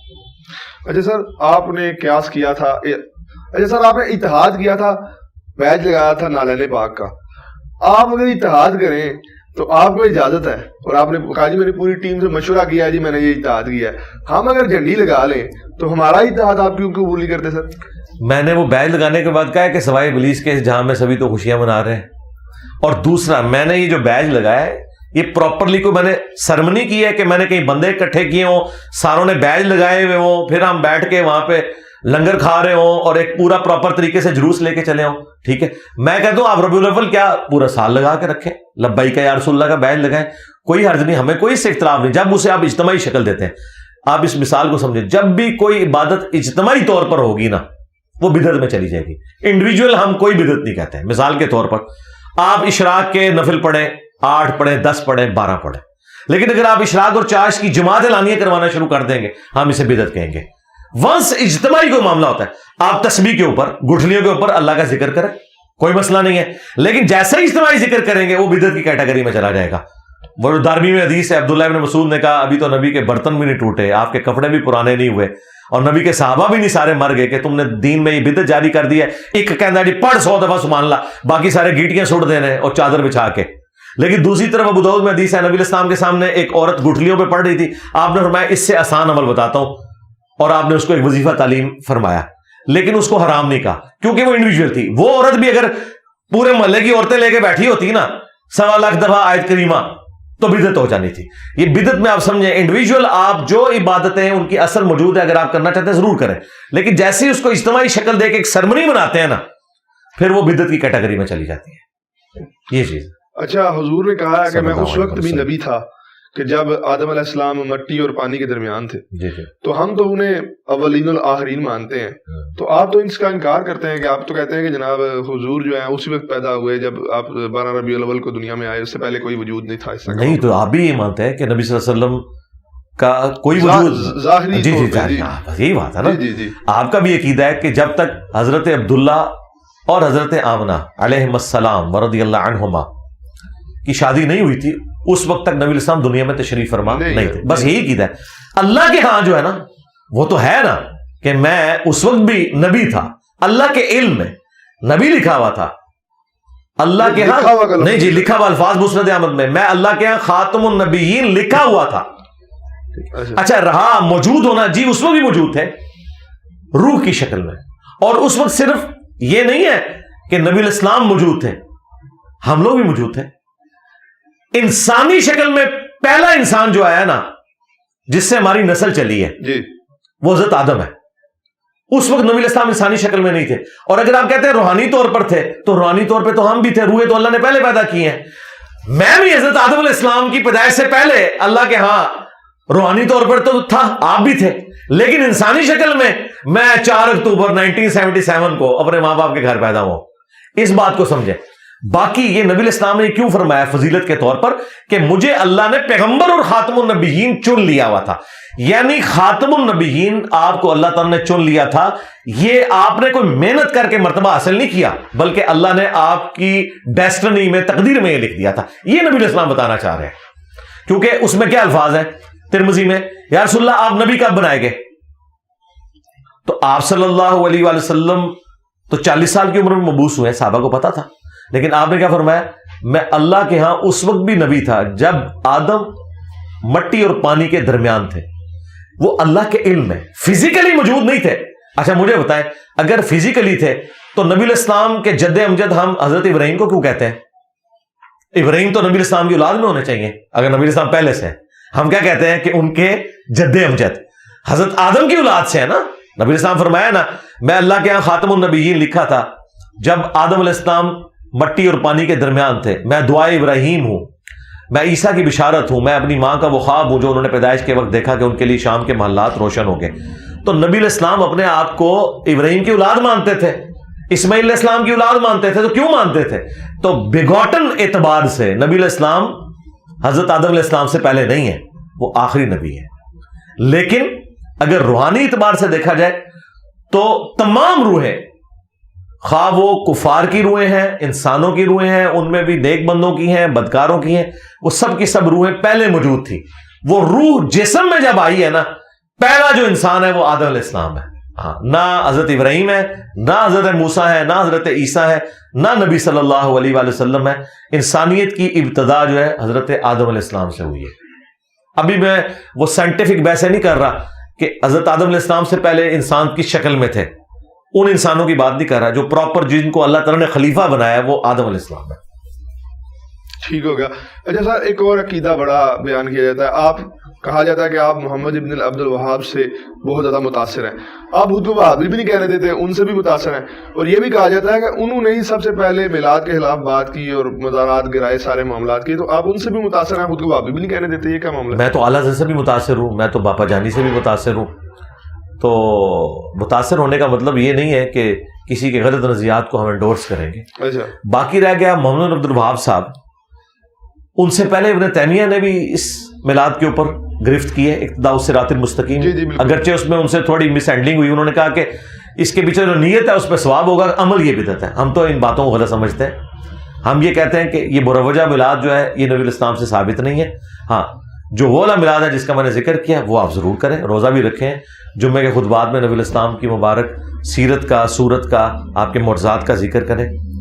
رہ گیا محمد بن عبد الوہاب صاحب کے نظریات, ان کی جو بات قرآن و سنت کے مطابق ہے وہ ہم لے لیتے ہیں, جو نہیں ہے وہ ہم نہیں لیتے.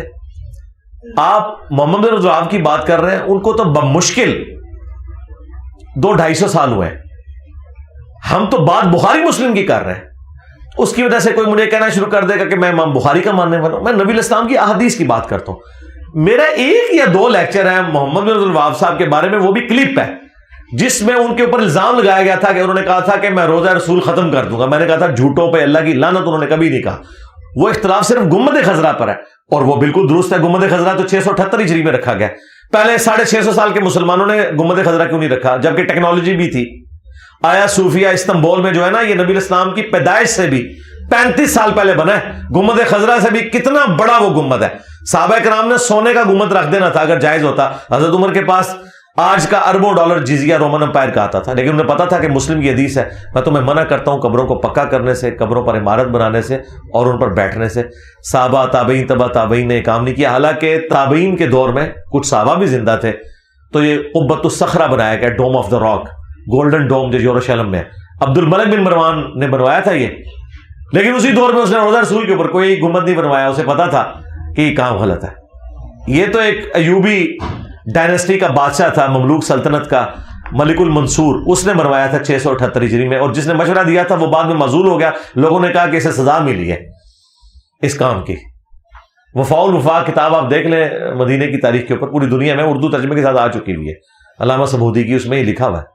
لیکن گنبد خضرا اگر آپ گرا دیں تو کفار کیا سوچیں گے؟ وہ ایک سمبولک بن گیا مدینے کے حوالے سے، رسول اللہ کی قبر کا ایک نشانی وہ بن گئی، سمبولک چیز ہے، تو وہ کیا سوچیں گے؟ جی اپنے ہی نبی کے اوپر سے وہ ایک معاملہ ہٹا رہے ہیں.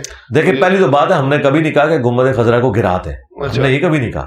ہم کیا جی میں بتاتا ہوں کیا کہ میں نے کہا گنبد خضرا کو اتار لیں. اچھا، گرانے اتارنے میں بڑا فرق ہے. اتار کیسے لیں؟ ہاں جی اتار لیں، جس طرح اوپر رکھا تھا.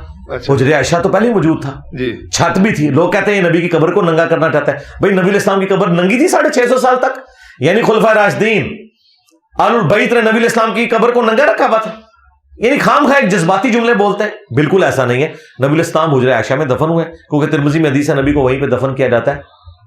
جو اللہ تعالیٰ نے اس کے لیے محبوب جگہ رکھی ہوتی ہے وہاں پہ ان کو موت دیتا ہے. اس حدیث کے تحت حضرت بکر نے کہا تھا نبی الاسلام کی جس چرپائی پہ ڈیتھ ہوئی ہے نا اس کے نیچے آپ کی قبر کھودی جائے، اور وہ حجر عائشہ تھا. تو اس کے بعد مولا علی نے کبھی سیدہ فاطمہ کا مزار نہیں بنوایا. ایون نبی الاسلام کی 3 بیٹیاں آپ کی زندگی میں فوت ہوئی، آپ نے کسی کا مزار نہیں بنوایا. گنبد خضرا بعد میں رکھا گیا، ایک کام بعد میں ہوا ہے، اور اس کام کو اس وقت مسلمانوں نے غلط بھی سمجھا.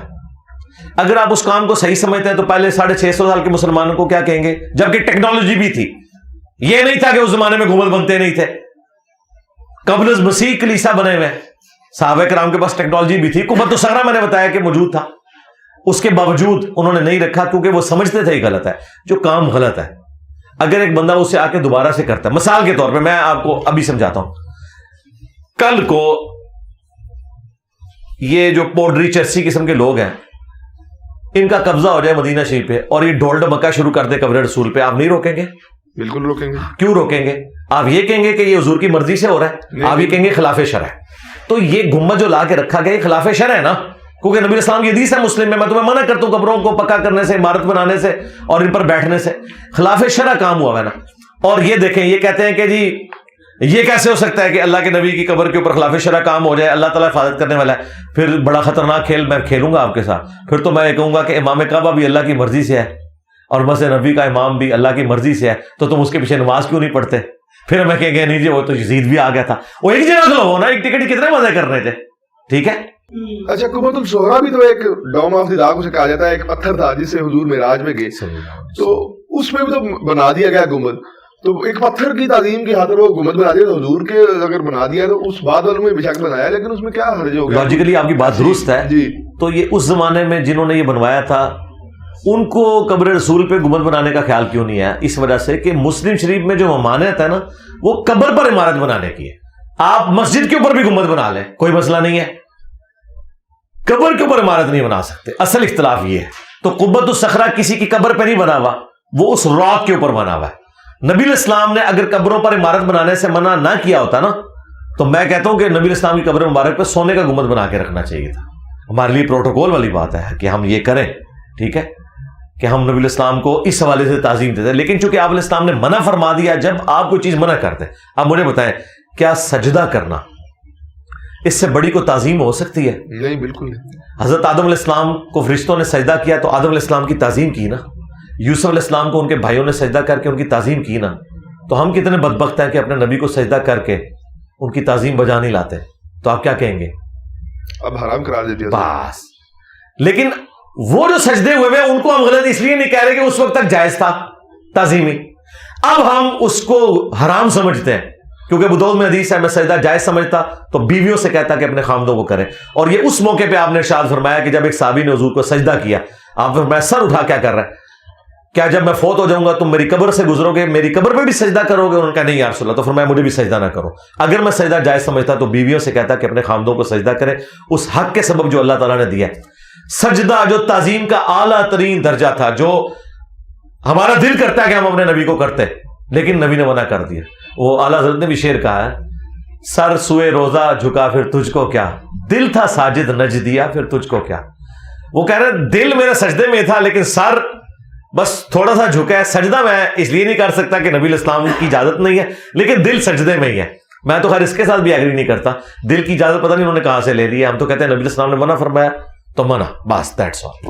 لیکن یہ فتنے کا باعث بنے گا نا اگر گنبد خضرا کو ہٹا دیا جاتا ہے تو کتنے مسلمانوں کا. ہاں اس کے اوپر میں مانتا ہوں جی, اسی وجہ سے سعودی حکومت نے نہیں ہٹایا. ہاں جی, تو انہوں نے نہیں ٹھیک کیا یا نہیں کیا, آپ مطلب اس کو یوں ہی سمجھیں جو بخاری مسلم حدیث ہے, اے عائشہ تیری قوم نئی نئی جھالی سے نہ پھری ہوتی تو میں حتیم کو توڑ کے قبلے میں داخل کرتا. لیکن اس کا یہ مطلب نہیں کہ حضور خوش ہیں کہ کعبہ جو ہے وہ اس طرح ہو. نبی السلام نے کہا میری خواہش ہے کہ کعبے کو ابراہیمی بنیادوں کے اوپر تعمیر کروں, اور بخاری مسلم میں آیا کہ عبداللہ ابن زبیر نے کر بھی دیا تھا. یہ تو حجاج ابن یوسف نے پنگا کیا ہے, ادروائز حتیم کعبے میں داخل ہو چکا تھا. اور انہوں نے تصدیق کی تھی اما عائشہ سے. اما عائشہ نے کہا نبی الاسلام کی خواہش تھی, تو ان کا اما آج تو اسلام غالب ہے, میں خواہش پوری کروں گا. انہوں نے یہ کر دیا تھا. یہ حجاج نے توڑوا کے نا وہ آل زبیر اور آل امیہ کی ضد میں آ کے اس نے دوبارہ سے وہ کیا. اگر نہ ہوا ہوتا نا آج حتیم کعبے کے اندر ہی ہونا تھا. میں کہتا ہوں سعودی حکومت جتنی سٹرونگ تھی نا, ان کا یہ کام بنتا تھا کہ کنسنسس کے ساتھ, کسی نے بھی نہیں بولنا تھا.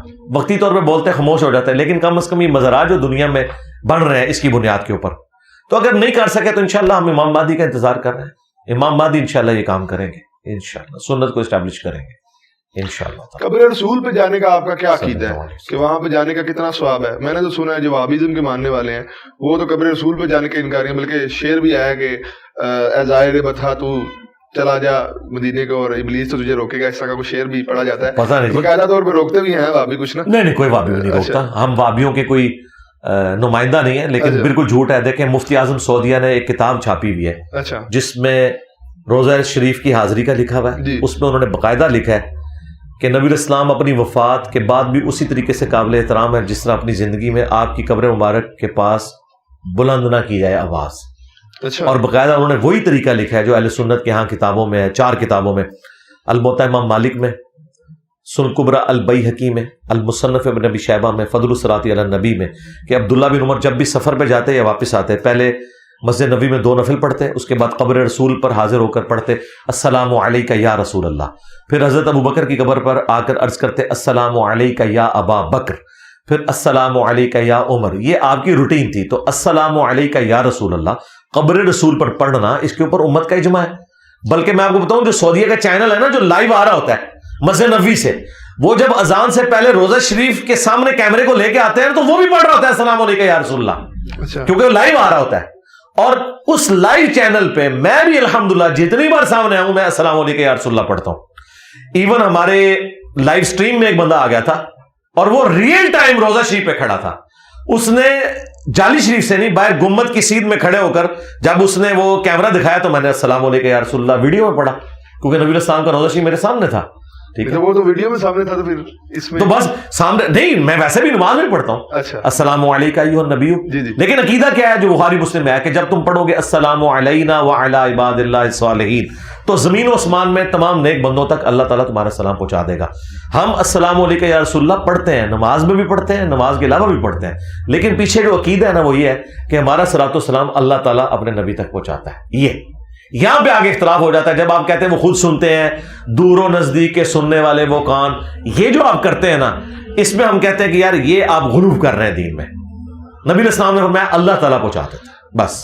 مطلب فرشتے اگر پہنچا سکتے ہیں تو رسول اللہ صلی اللہ علیہ وسلم کی اتنا کریں کہ خود اس سن لیں فرشتے تو آپ سے بالکل. جی نبی الاسلام کا پروٹوکول ہے, فرشتے ان تک پہنچاتے ہیں. اچھا, نبی الاسلام کے اوپر اگر آپ نے کوئی چیز منسوب کرنی ہے جی تو وہ دین سے ثابت بھی ہونی چاہیے نا. کل کو آپ یہ کہیں گے کہ حضرت عیسیٰ کا پروٹوکول تو یہ ہے کہ انہیں ابھی تک موت نہیں آئی, حضرت عیسیٰ زندہ ہے نا, لیکن ہمارے نبی تو فوت ہو چکے ہیں, آخرت کی زندگی میں زندہ ہیں, دنیا سے تو فوت ہو گئے. حضرت عیسیٰ علیہ السلام پچھلے آلموسٹ 2000 سال سے تو زندہ ہیں آسمانوں پہ, اور ابھی پتہ نہیں کتنے ہزار سال تک انہوں نے زندہ رہنا ہے. تو کرسچنز کہتے ہیں دیکھو پھر ہمارا نبی تو ابھی تک زندہ ہے. تو ہم یہ کہتے ہیں کہ بھائی اس طریقے سے آپ مراتب کو کمپیئر کروا کے کوئی رزلٹ نہیں نکال سکتے. ہم تو انبیاء کی بھی انبیاء پہ جزوی فضیلت مانتے ہیں. ہم رسول اللہ صلی اللہ علیہ وآلہ وسلم کو کلی طور پر باقی انبیاء پر فضیلت دیتے ہیں, جزوی طور پر نہیں. جزوی طور پر بعض انبیاء کو نبی الاسلام پر فضیلت ہے. مثلا وکلم اللہ موسیٰ تکلیما, اس پلینٹ ارتھ پہ صرف موسیٰ علیہ السلام ہے جن کے ساتھ اللہ نے کلام کیا ہے. ہمارے نبی کے ساتھ بھی نہیں کیا, وہ صرف شب معراج ہوا, دنیا میں نہیں ہوا. بخاری مسلم حدیث ہے قیامت والے دن سب سے پہلے ابراہیم علیہ السلام کو لباس پہنایا جائے گا, سب ننگے نکالے جائیں گے. وہ پروٹوکول حضرت ابراہیم علیہ السلام کا ہے. عیسیٰ ابن مریم بغیر باپ کے پیدا ہوئے ہیں, یہ پروٹوکول عیسیٰ ابن مریم کا ہے. ہمارے نبی علیہ السلام کے باپ تو تھے, اور قرآن میں ہے کہ ہم عیسیٰ علیہ السلام اور ان کی ماں کو جہان والوں کے لیے نشانی بنانے والے ہیں. اب اس کو بنیاد بنا کے کہے گا کہ بھئی حضرت عیسیٰ علیہ السلام افضل ہو گئے. ہاں, کلی فضیلت ہم کیوں کہتے ہیں؟ وہ مسلم شریف میں حدیث ہے, نبی علیہ السلام نے شب معراج امامت فرمائی تھی انبیاء کرام کی. تو کلی فضیلت آپ صلی اللہ علیہ وآلہ وسلم کی ہے, جزوی فضیلت ایک پیغمبر کی دوسرے پر ہو سکتی ہے, اس میں کوئی عیب والی بات نہیں ہے. صحابہ کرام میں بھی جزوی فضائل ایک صحابی کے دوسرے کے اوپر ہیں, ٹھیک ہے. یہ ہو سکتا ہے کہ کسی معاملے میں ایک بندے کو ایسی فضیلت مل جائے جو دوسرے کو نہیں ہے, یہ پروٹوکول والی بات ہے, اللہ تعالیٰ کسی کو عطا فرما دے, اس کی بنیاد کے اوپر آپ آپس میں جھگڑا نہیں کریں گے. تو نبی صلی اللہ علیہ وآلہ وسلم کے بارے میں ہمارا یہ عقیدہ ہے کہ آپ تمام انبیاء سے افضل ہیں. لیکن اگر آپ یہ کہیں گے تمام انبیاء تیرے در کے سوالی, یہ بات غلط ہو جائے گی. ہاں, قیامت کے دن ہر کوئی رسول اللہ کی طرف متوجہ ہوگا شفاعت کے لیے, اور وہ بھی بالاذن ہوگی. وہ نبی علیہ السلام کے سوالی نہیں ہے, وہ اللہ کے سوالی ہیں, نبی علیہ السلام تک پہنچے. لیکن اس کو بنیاد بنا کے آپ دنیا میں تو نبی علیہ السلام سے نہیں مانگیں گے نا. وہ کہتے ہیں نا, آج لے ان کی پناہ, آج مدد مانگ ان سے, اعلیٰ حضرت نے شعر کہا ہے نا, پھر نہ مانیں گے اگر قیامت میں مان گیا. خدا کے لیے یار, قیامت میں تو نبی علیہ السلام ہمارے سامنے ہے, پھر میں ان کو پھکا دوں گا کہ آج پھر دنیا کی کورٹس میں اپنا کیس کیوں لے کے جاتے ہو, قبر رسول سے کیوں نہیں فیصلہ کرتے؟ سورہ النساء کی آیت نمبر 65 کے تحت کہ نبی کو اپنا حاکم مانو, تو یہ کیا کہیں گے کہ نبی علیہ السلام دنیا سے جا چکے, اب ہم دنیا کی کورٹس میں ہی جائیں گے, تو ہم آپ کو گستاخ رسول کہیں گے. بھائی نبی علیہ السلام کا دنیا سے جانے کے بعد وہ والا رشتہ نہیں ہے اس دنیا کے ساتھ جو آپ کا دنیا کی زندگی میں تھا. ہمارا صراط والسلام آپ تک پہنچتا ہے. ہم تو اس حدیث کو بھی صحیح مانتے ہیں ابو داؤد میں کہ جو شخص قبر رسول پر پڑھتا ہے السلام علیکم یا رسول اللہ, تو نبی علیہ السلام اس کے سلام کا جواب بھی دیتے ہیں. آپ نے فرمایا میری روح اللہ تعالیٰ لوٹا دے گا, میں اس کے سلام کا جواب دوں گا, لیکن وہ جواب ہم سنیں گے نہیں. نہ ہمارا سلام حضور سنتے ہیں, بلکہ اللہ ان تک پہنچاتا ہے اور وہ سننے کے بعد ہمیں دعا دے دیتے ہیں. اور یہ پروٹوکول صرف قبر رسول کا ہے. یہاں سے بھی ہمارا سلام پہنچ رہا ہے. سنن نسائی میں حدیث ہے, زمین میں فرشتے سے یاد کرتے ہیں, میرے امتیوں کا سلام میرے تک پہنچاتے ہیں. نبی علیہ السلام تک ہمارا سلام پہنچتا ہے, آپ جواب بھی دیتے ہیں. لیکن یہ سب کا سب برزخی معاملہ ہے, فزیکل نہیں ہے کہ کسی کو روزہ شریف سے اندر سے آواز آ جائے. ورنہ بریلویوں کو آواز آئے دیوبندی نہیں مانتے, دیوبندیوں کو آئے بریلوی نہیں مانتے, اور ہم دونوں کی بات نہیں مانتے. ہم کہتے ہیں کہ یار سیدہ فاطمہ تو اس غم سے فوت ہو گئی ہے کہ میں اپنے باپ کی آواز نہیں سن سکوں گی. تم لوگ کہتے ہو کہ قبر رسول پہ جا کے شیخ احمد رفاعی کے لیے نبی علیہ السلام نے 555 ہجری میں ہاتھ مبارک نکال لیا. جھوٹ بول رہے ہیں. اچھا, اس کے علاوہ یہ تھا کہ آپ قبر رسول پہ صلی اللہ علیہ وسلم حاضری کے ثواب کے بھی منکر ہیں؟ نہیں, کوئی منکر نہیں ہے. ہم کہتے ہیں اس پلانٹ ارتھ پہ اچھا نفلی عبادات میں سب سے افضل عبادت قبر رسول کی حاضری ہے, اس میں کوئی شک نہیں ہے. جو لوگ مدینہ شریف ہیں انہیں تو دن میں جتنی دفعہ موقع ملے رسول اللہ کی قبر پہ حاضر ہوں, کیونکہ یہ تو پروٹوکول ہے. جو قبر پر سلام عرض کرتا ہے نبی علیہ السلام اس کا جواب خود دیتے ہیں, اچھا ایٹ دا اسپاٹ دیتے ہیں, کیونکہ الفاظ ہیں اللہ تعالیٰ میری روح کو متوجہ کرے گا, میں اس کے سلام کا جواب دوں گا. ویسے تو ادھر کے سلام کا جواب بھی ہمیں مل رہا ہے, لیکن وہ بالکل نقد مل رہا ہے اسی وقت. تو آپ جائیں, بار بار جائیں, اس میں تو مطلب کوئی دوسری رائے نہیں ہے. وہ تو اس دنیا کا حصہ ہی نہیں ہے. قبر رسول تو جنت کے ٹکڑے میں. نبی علیہ السلام نے فرمایا میرے گھر سے لے کر میرے ممبر تک ریاض الجنہ ہے, جنت کے ٹکڑوں میں سے ایک ٹکڑا ہے. اور امام بخاری نے اس کے اوپر باب باندھا ہے کہ قبر رسول سے ممبر رسول جنت کا ٹکڑا ہے. امام بخاری نے کہا کہ قبر رسول جنت کا ٹکڑا ہے, اور اس کا اس دنیا سے کوئی تعلق ہی نہیں ہے, اس اعتبار سے کہ کوئی اس کے لیول کی فضیلت والی چیز ہو. ہم قبر رسول کو, مدینہ شریف کو مکہ سے بھی افضل سمجھتے ہیں. ہمارا جھگڑا یہ ہوتا ہے کہ جب یہ لوگ اللہ کے عرش کے ساتھ اسے کمپیئر کروانا شروع کر دیتے ہیں اور اپنی طرف سے چیزیں دین کے اندر داخل کرتے ہیں, تو وہ پھر زیادتی والی بات. اگر یہ کہے کہ نبی علیہ السلام اللہ کے عرش سے افضل ہے, بالکل ٹھیک ہے, عرش بھی مخلوق ہے, نبی علیہ السلام اشرف المخلوقات ہیں. لیکن جب یہ کہتے ہیں قبر رسول کی مٹی اللہ کے عرش سے افضل ہے, یہ پھر غلو ہو جاتا ہے. وہ کہتے ہیں جتنا حصہ حضور کی جسد مبارک کے ساتھ جو ہے ٹچ کیا ہوا ہے, تو وہ حصہ تو واقعہ نہیں. وجہ آپ جو جسم اطہر کے ساتھ جو چیز ٹچ کی ہوئی ہے, یہ پتہ کتنا خطرناک کھیل کھیل رہے ہیں. ہم اللہ کے لیے تو یہ تمثیل بیان نہیں کر سکتے نا کہ اللہ عرش پر ہے. اس طرح بھی میں مثال نہیں دے سکتا جس طرح میں اپنی کرسی پہ ہوں. یہ مثال ہی دینا چاہتے ہیں کہ جس عرش کے اوپر اللہ ہے نا اس کی فضیلت کم ہے, اور جس مٹی کے ٹکڑے کے اوپر نبی ہے نا اس کی فضیلت زیادہ ہے. یہ خطرناک شیطانی کھیل یہ کھیل رہے ہوتے ہیں اس وجہ سے ہم انہیں کنڈیم کرتے ہیں. جب ہم یہ بات کرتے ہیں وہ کہتے ہیں نہیں نہیں اللہ تعالیٰ کوئی عرش نے کوئی اللہ کو اٹھایا ہوا ہے. بھائی اللہ تو کہہ رہا ہے نا الرحمن علی العرش استوی, جو اعلیٰ حضرت نے صحیح ترجمہ کیا ہے, رحمان اپنے عرش پر مستوی ہوا جیسا کہ اس کی شان کے لائق ہے. بہرحال اللہ نے عرش کو اپنے ساتھ منسوب کیا ہے نا. اللہ کا پائے حکومت, پائے تخت کیا ہے؟ عرش. سورہ بنی اسرائیل میں ہے کہ اللہ کے ساتھ اگر کوئی اور الہ ہوتا تو ضرور عرش کا راستہ تلاش کرتا تاکہ اس پہ قبضہ کر لے. دنیا میں بھی چھوٹے چھوٹے مہاراجوں کی خواہش ہوتی ہے نا کہ بڑے راجے کے تخت کے اوپر قبضہ کر لیں. تو یہ قرآن کے الفاظ ہیں کہ اگر اللہ کے ساتھ کوئی اور الہ ہوتا نا تو اس تلاش میں ہوتا کہ عرش پہ کسی طریقے سے قبضہ کر لے. یعنی اللہ تعالیٰ اپنا دارالحکومت کہہ لیں یا اپنا جو تخت ہے حکومت کا وہ عرش کو قرار دے رہا ہے. اس اعتبار سے نہیں کہ کوئی اللہ اس پہ بیٹھا ہوا ہے یا عرش نے کوئی اللہ کو اٹھایا ہوا ہے, نہیں. اب آپ اس کو قبر رسول کے ساتھ جب کمپیئر کرواتے ہیں اور پھر کہتے ہیں حصہ زمین جو حضور سے ٹچ ہے. بھائی جو حضور سے ٹچ ہے حصہ زمین وہ نبی الاسلام کے جسم کا ٹکڑا نہیں ہے. لیکن خمیر تو وہاں سے اٹھایا گیا, خمیر اٹھا لیا نا, جو اٹھ گیا ختم. ورنہ اگر خمیر اٹھایا گیا پھر ابو بکر عمر کے خمیر کہاں سے اٹھے؟ وہ بھی تو وہیں سے اٹھے. تو پھر آپ یہ بھی کہیں. اور پھر آخری بات جو اتنے بڑا جھوٹ انہوں نے بولا ہے, جو حصہ زمین حضور کو ٹچ کر رہا ہے, حضور کو تو کوئی حصہ زمین ٹچ ہی نہیں کر رہا. مسلم شریف میں حدیث ہے نبی الاسلام کی قبر میں پہلے سرخ چادر بچھائی گئی, اس کے اوپر آپ کی میت لٹائی گئی ہے. آپ تو زمین سے ٹچ ہی نہیں کر رہے. تو یہ کہیں کہ جی جو نبی الاسلام کو ٹچ کر رہی ہے چادر, آپ کا کفن مبارک, اور اس سے بڑھ کر تو آپ کے بال مبارک ہیں.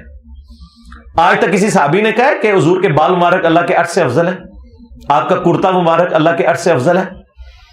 ان کے پاس تو تھے بال مبارک جو حضور کے جسم کے ٹکڑے ہیں اوریجنل.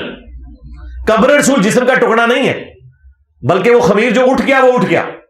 باقی جو ہے اگر آپ اس کو کہیں گے تو پورا ریاض الجنہ پھر اس صرف قبر رسول کی یوں بات کر رہے ہیں. تو نبی الاسلام کے جو اپنے جسم کا حصہ ہے اس کو کسی صحابی نے نہیں کہا کہ اللہ کے عرش سے افضل ہے. یہ تو مفتی احمد خان نعیمی نے کہا کہ جی حضرت آمنہ کا پیٹ جو ہے اللہ کے عرش سے افضل ہے, بلکہ انہوں نے تو لکھا ہے مشکات کی شرح میں اور قرآن کی شرح میں, اے شرح اور لا الہ الا انت سبحانک انی کنت من الظالمین دی, وہ کہتے ہیں وہ مچھلی جس کے پیٹ میں یونس رہے وہ بھی اللہ کے عرش سے افضل ہے. من دسو اے لکھا ہے مفتی احمد نعیمی نے. ان دسو کتنے رکدا پہ آئے, کتنے روکا میں کدھر سے میں نے روکنا نہ کیا کہ میرے نبی سا ہے ہی کوئی نہیں, تیرے بابے تے شاہی کوئی نہیں, بلکہ تو انہوں کہاں گا تھوڑے بابے تے شاہی کوئی نہیں. اچھا, محفل جو نعت ہوتی ہے اس کے بارے میں بھی آپ کا عقیدہ پوچھنا چاہوں گا. کچھ صحابہ بیٹھے تھے مسجد نبی شریف میں, تو سیدنا عمر آئے, انہوں نے کہا کہ تم کیا کر رہے ہو؟ تو غالباً حضرت ابو ہریرہ تھے, انہوں نے کہا کہ میں یہی کام جو ہے تو تیرے سے بہتر شخص کے سامنے ہم کرتے رہے, نعت شریف کو پڑھے تھے. جی احسان ابن ثابت, یہ بخاری مسلم میں تو ہم قائل ہیں. تو پھر وہ جو نعت خوانی ہو رہی ہوتی ہے میلاد شریف کے موقع تو کریں نعت جہاں کہیں ہو رہی ہو مجھے بھی بتائیں, میں بھی اس میں شامل ہوں گا. یہ نعتیں نہیں پڑھ رہے ہوتے, اچھا یہ استغاثے کر رہے ہوتے ہیں. لیکن اگر وہ لوگ ایک مجھے بتائیں یہ کون سی نعت ہے, مجھے در پہ پھر بلانا مدنی مدینے والے, یہ نعت ہے؟ یہ ایک وسیلے کے ذریعے سے کہا جا رہا ہے. یہ نعت کہاں سے ہوگی؟ نعت تو یہ ہے مصطفیٰ جان رحمت پہ لاکھوں سلام, ہاں شمع بزم ہدایت پہ لاکھوں سلام. جی جی ٹھیک ہے, یہ نعت ہے. ٹھیک ہے, پتلی پتلی گلے قدس کی پتیاں, ان ہونٹوں کی نزاکت پہ لاکھوں سلام, یہ نعت ہے. نعت ہے کہ نبی الاسلام کی آپ تعریف کریں. آپ حضور سے مدد مانگ رہے ہیں, آپ حضور کا دل دکھا رہے ہیں, بالکل اس طریقے سے جس طرح کرسچن عیسیٰ ابن مریم کو جب خدا کا بیٹا کہتے ہیں, ہم کہتے ہیں تم عیسیٰ ابن مریم کا دل دکھا رہے ہو. ان کی یہ تعلیمات نہیں تھی. اور نبی الاسلام کی حدیث بخاری میں دیکھنا, میری شان کو اس طرح بلند نہ کرنا جس طرح نصارہ نے اپنے پیغمبر کو بڑھا دیا. میں اللہ کا بندہ اور اس کا رسول ہوں, مجھے اللہ کا بندہ اور اس کا رسول کہنا.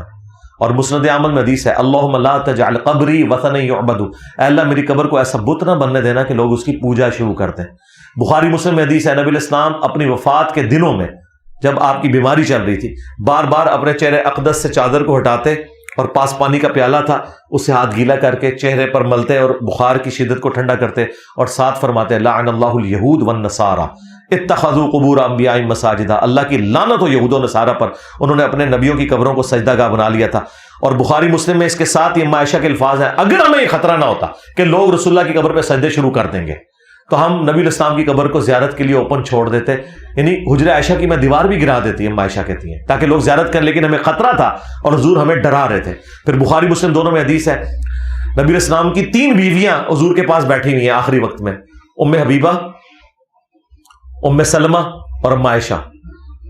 یہ 2 سینئر بیویاں ہیں ام سلمہ اور ام حبیبہ, کیونکہ انہوں نے ہجرت حبشہ کی ہوئی ہے اپنے ایکس ہسبینڈز کے ساتھ, اور وہ ذکر کر رہی تھی جب ہم ابشا گئے تھے، ہم نے ماریہ نام کا ایک گرجا دیکھا تھا، وہاں پہ تصویریں لٹک رہی تھی، نبی علیہ السلام تکلیف میں لیٹے ہوئے، اس حال میں بھی آپ سے صبر نہیں ہوا، آپ ایک دم متوجہ ہوئے اپنی بیماری کے اندر. آپ نے فرمایا یہی ان میں خرابی تھی، جب کوئی نبی فوت ہو جاتا تھا، نیک آدمی مر جاتا تھا، اس کی قبر کے اوپر مسجد بنا لیتے تھے، پھر تصویریں لٹکاتے تھے، قیامت کے دن یہ بدترین مخلوق بنا کے اٹھائے جائیں گے.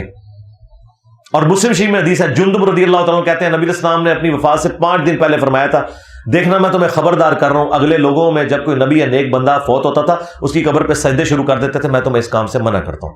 نبی علیہ السلام کو تو آخری وقت میں ایک ہی ٹینشن ہے کہ میری قبر کو کوئی بت نہ بنائے، میری قبر کے اوپر کوئی پوجا پاٹ نہ کرے. یہاں تو انہوں نے بابوں کی قبروں کے اوپر جو ہے وہ حد رکوع جھکتے ہیں، حالانکہ خود اعلیٰ حضرت نے لکھا ہوا ہے کہ حد رکوع جھکنا حرام ہے، قبر کو بوسہ دینا حرام ہے. انہوں نے لکھا ہے کہ 2 اقوال ہے، لیکن وہ کہتے ہیں احوط یہی ہے کہ بوسہ نہ دیا جائے. جی بالکل، احوط یعنی احتیاط اسی میں، اور کہا ٹچ بھی نہیں کرنا، اور حد رکوع جھکنا انہوں نے کہا حرام ہے، یہ تو سیدھا جا کے گرتے ہیں. تو یہ مطلب اعلیٰ حضرت کی بھی یہ تعلیمات نہیں تھی، یہ پتہ نہیں کن کے پیچھے چل رہے ہیں. اعلیٰ حضرت کا آپ نے ذکر کیا، سیدہ اعلیٰ حضرت کی جو سیدی اعلیٰ حضرت کی جو تعلیمات ہیں ان سے تو آپ اتفاق نہیں کرتے. ابھی ان کی نعت آپ نے پڑھ دی مصطفیٰ. ہم اعلیٰ حضرت کی ہر اس بات سے اتفاق کرتے ہیں جو ٹھیک ہے، کیونکہ ہمارے نبی کی تعلیمات یہ ہیں کہ صحیح بات کی آپ نے تصدیق کرنی ہے. ان کی نعت خوانی پہ کیا خیال ہے آپ کا؟ جی نعت خوانی میں نے تو یہ نعت پڑھی ہوئی ہے، میری تو ویڈیو میں ریکارڈ ہے. پیش حق مجدہ صفات کا سناتے جائیں گے، یہ بھی میں نے نعت پڑھی ہے. شفاعت کے آپ منکر نہیں ہیں؟ جی شفاعت کے ہم کیوں منکر ہیں؟ ہم شفاعت کے منکر ہیں ان لوگوں کے حق میں جو شرک کرتے ہیں کہ آپ کو شفاعت نہیں ملنی، شفاعت ہمارا حق ہے، ہم موحدین ہیں. ہاں آپ ہماری پوری امت کی تکفیر کریں؟ نہیں پوری امت کی نہیں کر رہے. اب آپ نے جو کہ سیدھا کہا ہم شفاعت کے منکر ہیں، تو ہم بتا رہے ہیں کس کے منکر ہیں. آپ بھی منکر ہیں. بخاری مسلم میں حدیث موجود ہے، اللہ تعالیٰ نے ہر نبی کو ایک دعا دی تھی جو دنیا میں اس نے کر لی. میں نے اپنی دعا سنبھال کے رکھی ہے، میں اس دعا کے ذریعے قیامت کے دن شفاعت کروں گا، اور میری شفاعت میں سے میرے ہر امتی کو حصہ ملے گا سوائے اس کے جس نے شرک کیا ہوا. یہ نبی کا فرمان ہے، یہ میرا کہنا نہیں ہے. شرک نہیں کرتے، تعویل کے ساتھ. وہ آگے میں جاتا ہوں، تعویل پہ بھی آتا ہوں. تو نبی علیہ السلام نے فرمایا کہ مشرک کو یعنی شرک کا نام تو لینے دینا. آپ لوگ الرجی کیوں ہوتے ہیں اس لفظ سے؟ اگر آپ نہیں کر رہے تو الرجی کیوں ہوتے ہیں؟ آپ نے گستاخی کے فتوے لگائے، میں تو کوئی الرجی نہیں ہوا، میں نے تو جواب دیا ہے کہ یار یہ اس طرح نہیں اس طرح. آپ بھی تسلی سے سنیں کہ بھائی نبی علیہ السلام نے کہا کہ مشرک کے لیے شفاعت نہیں ہے. اچھا. شب معراج عبداللہ ابن مسعود کہتے ہیں نبی علیہ السلام کو 3 تحفے ملے. نمبر 1، آپ صلی اللہ علیہ وسلم کو اللہ تعالیٰ نے 5 نمازوں کا گفٹ دیا. نمبر 2، سورۃ البقرہ کی آخری 2 آیات. اور نمبر 3، آپ کا جو امتی شرک نہیں کرتا ہوگا نا میں اسے بخش دوں گا. یہ 3 تحفے آپ کو شب معراج ملے ہیں. تو شرک بڑا سینسٹیو ایشو ہے. اچھا مجھے بتائیں درباروں پہ جا کے جو سیدھے جا کے گر رہے ہیں، لیکن مجھے بتائیں یہ وہابی ہیں جو گرتے ہیں، یہ ہے کس کی مخلوق ہے؟ مطلب جن کی ہے وہی سنبھالے نا جی، کوئی خلائی مخلوق تو نہیں ہے یہ. ٹھیک ہے. اور ان مزارات کے اوپر ان کاموں کو روکنا کس کی ذمہ داری ہے؟ اچھا آپ روکتے ہیں، آپ کو مبارک ہو. آپ جہلم بھی تشریف لیں، جہلم میں بھی اس وقت درجنوں مزارات ہیں جہاں پہ یہ کام ہو رہے ہیں. یہ خدمت کس نے کرنی ہے؟ یہاں پہ جلسے جلوس تو بریلوی کرنے کے لیے تیار ہے، لیکن یہ سارے کے سارے جو سرکس اور میلے ٹھیلے لگ رہے ہوتے ہیں اس کو رکوانے کے لیے تو کوئی تیار نہیں ہے. اگر کوئی اہل حدیث رکوائے گا اس کو کہتے ہیں یہ بزرگوں کا منکر ہے. آپ روک دیں کوئی نہیں، ٹھیک ہے، اور کسی کو روکنے نہیں دیتے. ٹھیک ہے. تو اس لیے ہم تو علمی جہاد کر کے آپ کو بتاتے ہیں کہ بھائی یہ غلط ہو رہا ہے، اس سے بچ جائیں. تو ہم کوئی منکر نہیں ہے نا نعت خوانی کے، ہم کہتے ہیں نعت پڑھیں یار، نبی علیہ السلام کی تعریف بیان کریں. آپ کو مشکل کشا اور حاجت روا اس اعتبار سے یعنی بنا کے پکارنا اور آپ سے دعائیں کرنا. ٹھیک ہے. یا رسول اللہ انظر حالنا، صحابہ نے تو نہیں کیا. بخاری مسلم حدیث ہے 70 صحابہ کو دھوکے سے شہید کیا گیا. انہوں نے شہید ہوتے وقت کہا اے اللہ ہمارے نبی کو ہمارے حال کی خبر کر دینا، ہم ان کے دین پر ثابت قدم ہیں اور اپنے رب سے اس حال میں مل رہے ہیں کہ ہم اپنے رب سے راضی، ہمارا رب ہم سے راضی. حضور دنیا میں موجود ہیں اور صحابہ کرام یا رسول اللہ حضور حالانہ نہیں کہہ رہے. اس ایک حدیث نے 3 عقیدے کلیئر کر دی، اور اس میں الفاظ ہیں بخاری میں کہ حضرت جبرائیل نے آ کے خبر دی کہ آپ کے صحابہ کو یوں دھوکے سے شہید کر دیا گیا، اور انہوں نے کہا اے اللہ ہمارے نبی کو ہمارے حال کی خبر کر دینا. یعنی صحابہ کرام نبی علیہ السلام کو حاضر ناظر نہیں مانتے تھے، عالم الغیب نہیں مانتے تھے اس اعتبار سے. اور تیسرا نبی صلی اللہ علیہ وآلہ وسلم سے مدد بھی نہیں مانگتے تھے، بلکہ انہوں نے کہا اے اللہ ہمارے نبی کو ہمارے حال کی خبر کر دینا. ہاں نبی کو جب اللہ بتاتا ہے تو وہ تو اعلیٰ حضرت نے صحیح ترجمہ کیا ہے، اے غیب کی خبریں دینے والے. ٹھیک ہے نا. تو غیب کی خبر تو نبی علیہ السلام دیتے ہیں اللہ کے بتانے سے. مستعین بالصبر والصلاۃ، یہ کیا ہے پھر؟ جو ڈاکٹر جلالی صاحب نے تو باقاعدہ طور پہ اس پہ گھنٹوں گفتگو کی ہے اور آپ کو مناظرے کا چینل بھی کیا ہے کہ میرے سامنے بیٹھ جائے میں ثابت کروں گا کہ بعد میں بھی ایک نبینہ صحابی آئے تھے انہوں نے یہ دعا کی تھی، تو اس بارے میں آپ کیا کہیں گے؟ جی ہم یہ کہیں گے کہ ڈاکٹر اشرف جلالی صاحب مفتی منیب الرحمان صاحب سے ویڈیو بنوا دیں کہ ڈاکٹر اشرف جلالی کی ہار میرے فرقے کی ہار ہے اور مفتی منیب کی ہار ہے، اور اس کی جیت میری جیت اور میری جیت میرے فرقے کی جیت ہے، تو کل کا سورج طلوع نہیں ہونے دیں گے، ہم اپنی اکیڈمی میں انہیں گاڑی بھیج کے منگوا لیں گے۔ اس میں تو وہ بات ہوگی نا کہ نہ نو من تیل ہوگا، نہیں اس کی وجہ یہ ہے نا کہ بھئی یہ پارٹی بازی ہے نا، قد کاٹ بڑے والا بندہ لے کے آئے نا، میں کتنوں سے بات کروں گا؟ اشرف جلالی سے اگر کوئی بات ہوگی تو کل کو حنیف قریشی صاحب کہیں گے کہ نہ حنیف قریشی نے جان بوجھ کے نا ایک پتا چھوڑا ہے اس اعتبار سے، تو اس کو دیکھ لیں میری کرامت ظاہر ہوئی ہے نا، اس کے بعد اس پہ ایف آئی آر بھی کٹ گئی ہے، یہ کرامت ظاہر ہوئی ہے نا۔ وہ کہتا تھا نہیں میں نمائندہ ہوں، اس کو پتا چل گیا اور اس نے کہا کالا کوا، تو وہ یہ صرف ان کی باتیں ہیں، نہیں تو واسطین اس سے بری وسعت میں، تو وہ تو خود بھی قائل نہیں ہے۔ کیا آپ لوگ المدد یا نماز المدد یا صبر کہتے ہیں؟ لیکن جیسے انہوں نے پوری آیت پڑھو نا، ان اللہ مع الصابرین، اس کی تفسیر میں جو صحابی آئے تھے انہوں نے نبینہ صحابی وہ سارا واقعہ جو بیان جی ہم مانتے ہیں، کیوں نہیں مانتے؟ تو پھر اس کے بعد اس میں یا رسول اللہ مدد کہاں ہے میرے بھائی؟ اس میں اے اللہ میں تیرے نبی کے وسیلے سے تیری طرف متوجہ ہوتا ہوں، اے اللہ کے رسول میں آپ کے ذریعے سے اللہ کی طرف متوجہ ہوتا ہوں۔ ابن ماجہ میں تو اتنی حدیث ہے نا، یہ لے کے آتے ہیں المعجم الکبیر طبرانی سے، اگرچہ اس کی صحت پہ ہمیں اختلاف ہے، ہم کہتے ہیں اس کو بھی صحیح مان لیں، عثمان بن حنیف والی جو روایت ہے، تو اس میں تو رسول اللہ سے تو مدد نہیں مانگی انہوں نے کہا یا رسول اللہ میں آپ کے ذریعے اللہ کی طرف متوجہ ہوتا ہوں، اور اے اللہ میں تیرے نبی کے وسیلے سے تیری طرف متوجہ ہوتا ہوں۔ رسول اللہ سے تو مانگا ہی کچھ نہیں ہے، وسیلہ ثابت ہو گیا، وسیلہ تو ہم مانتے ہیں یار، وسیلے کا کون انکاری ہے؟ ہم استعانت کے خلاف ہیں، ٹھیک ہے، ہاں اگر کوئی اس طریقے سے وسیلہ کرتا ہے نبی اسلام کے حوالے سے تو کرے، لیکن مانگنا اللہ سے ہے، ہمارا جھگڑا ختم۔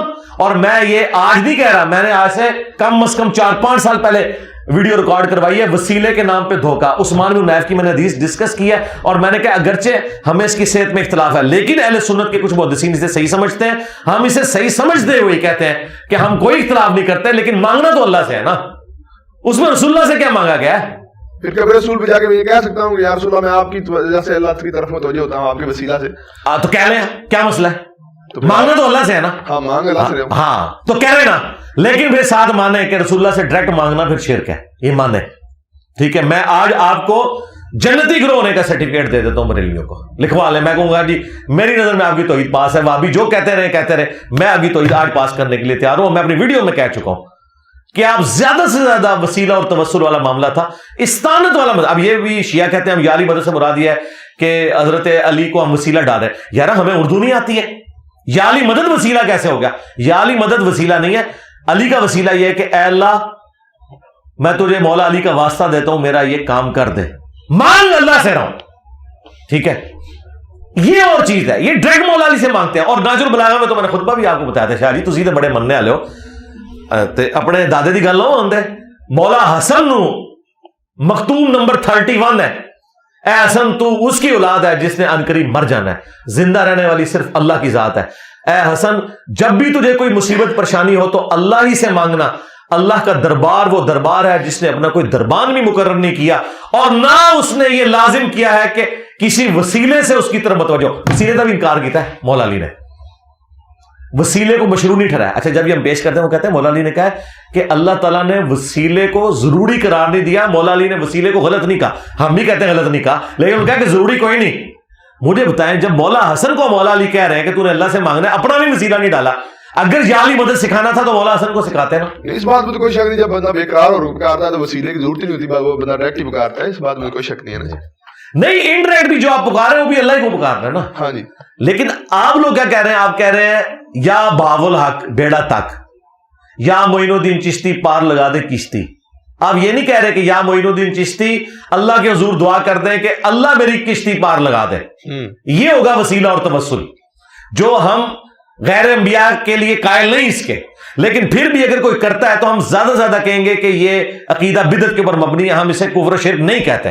لیکن جب آپ ڈائریکٹ مانگنا شروع کر دیتے ہیں، وہ تو ڈائریکٹ ان سے مانگ رہے ہوتے ہیں، اور بالکل دیکھیں وہ عبد القادر جیلانی کے مزار کے اوپر جا کے وہ جو باپا جانی کا قریبی مرید ہے حبیب اتاری، وہ تو ان کی جالیوں کو لپٹ کے کہہ رہا ہے کہ پتہ نہیں وہ جس طرح اللہ سے مانگا جاتا ہے اس طرح وہ مانگ رہا ہے، اس طرح غلاف کعبہ کو پکڑ کے وہ رو رہا ہے۔ تو اس طرح کا عقیدہ تو نہ رکھے۔ اب میلاد کے اعتراض پہ، استانت والے معاملے پہ ہمیں مشرک اور بدعتی کہہ رہے ہوتے ہیں، دوسری طرف آپ کہتے ہیں جی قادیانی جو ہیں وہ کافر نہیں ہے جب تک وہ ہماری تکفیر نہیں کرتے. دوسری طرف ایک ویڈیو موجود ہے مرزا طاہر صاحب کی کہ وہ کہہ رہے ہیں کہ ہم مسلمانوں کی تکفیر نہیں کرتے، اور مرزا قادیانی کی کتابوں میں باقاعدہ امہات المومنین اور سیدہ مریم کی گستاخیاں موجود ہیں جو میں نے خود پڑھی ہیں PDF کی شکل میں. میں نے ویڈیو ریکارڈ کرائی ہے. ایسے شخص کو جو مانتے ہیں جو لوگ، ان کو آپ کافر نہیں کہیں گے کہ جو ایسے شخص کو مان رہے ہیں جو باقاعدہ طور سے گستاخیاں کر رہا ہے، اور آپ ہمیں مشرک اور بدعتی کہہ رہے ہیں. نہیں ہم کافر سمجھتے ہیں قادیانیوں کو، اس میں کوئی شک ہی نہیں ہے.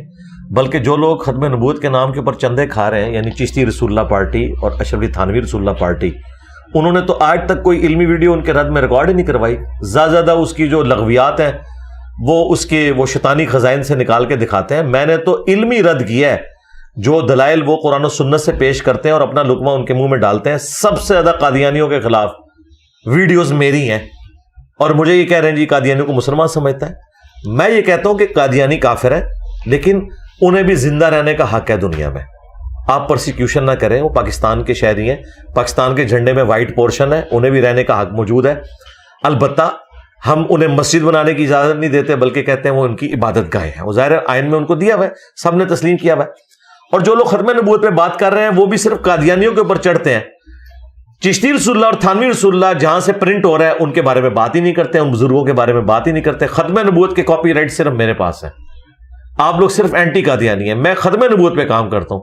خواہ غلام احمد قادیانی دجال ہو یا کوئی اور بندہ ہو جس نے اپنے ناموں کا کلمہ پڑھایا یا اسے پرنٹ کیا، ہم اسے غلط سمجھتے ہیں. ہم نے کب کہا کہ قادیانی مسلمان ہے؟ ہم یہ کہتے ہیں جو یہ میں نے مثال پیش کی تھی وہ تعلیق بالمحال ہے. قرآن میں بالمحال تو نہ رہی نا مرزا صاحب کی سرکار، میں بتاتا ہوں وہ بھی آپ غلط بیانی کر رہے ہیں، ایسا نہیں. میں ابھی اس کو بھی ریبٹل کرتا ہوں. اچھا، تعلیق بالمحال یہ ہے، قرآن میں ہے قل ان کان للرحمن ولد فانا اول العابدین. اے نبی ان سے فرماؤ اگر بالفرض اللہ کا کوئی بیٹا ہوتا سب سے پہلے میں اسے پوج رہا ہوتا. اب چونکہ اللہ کا بیٹا نہیں ہے تو نبی الاسلام عیسیٰ ابن مریم کو نہیں پوچھیں گے.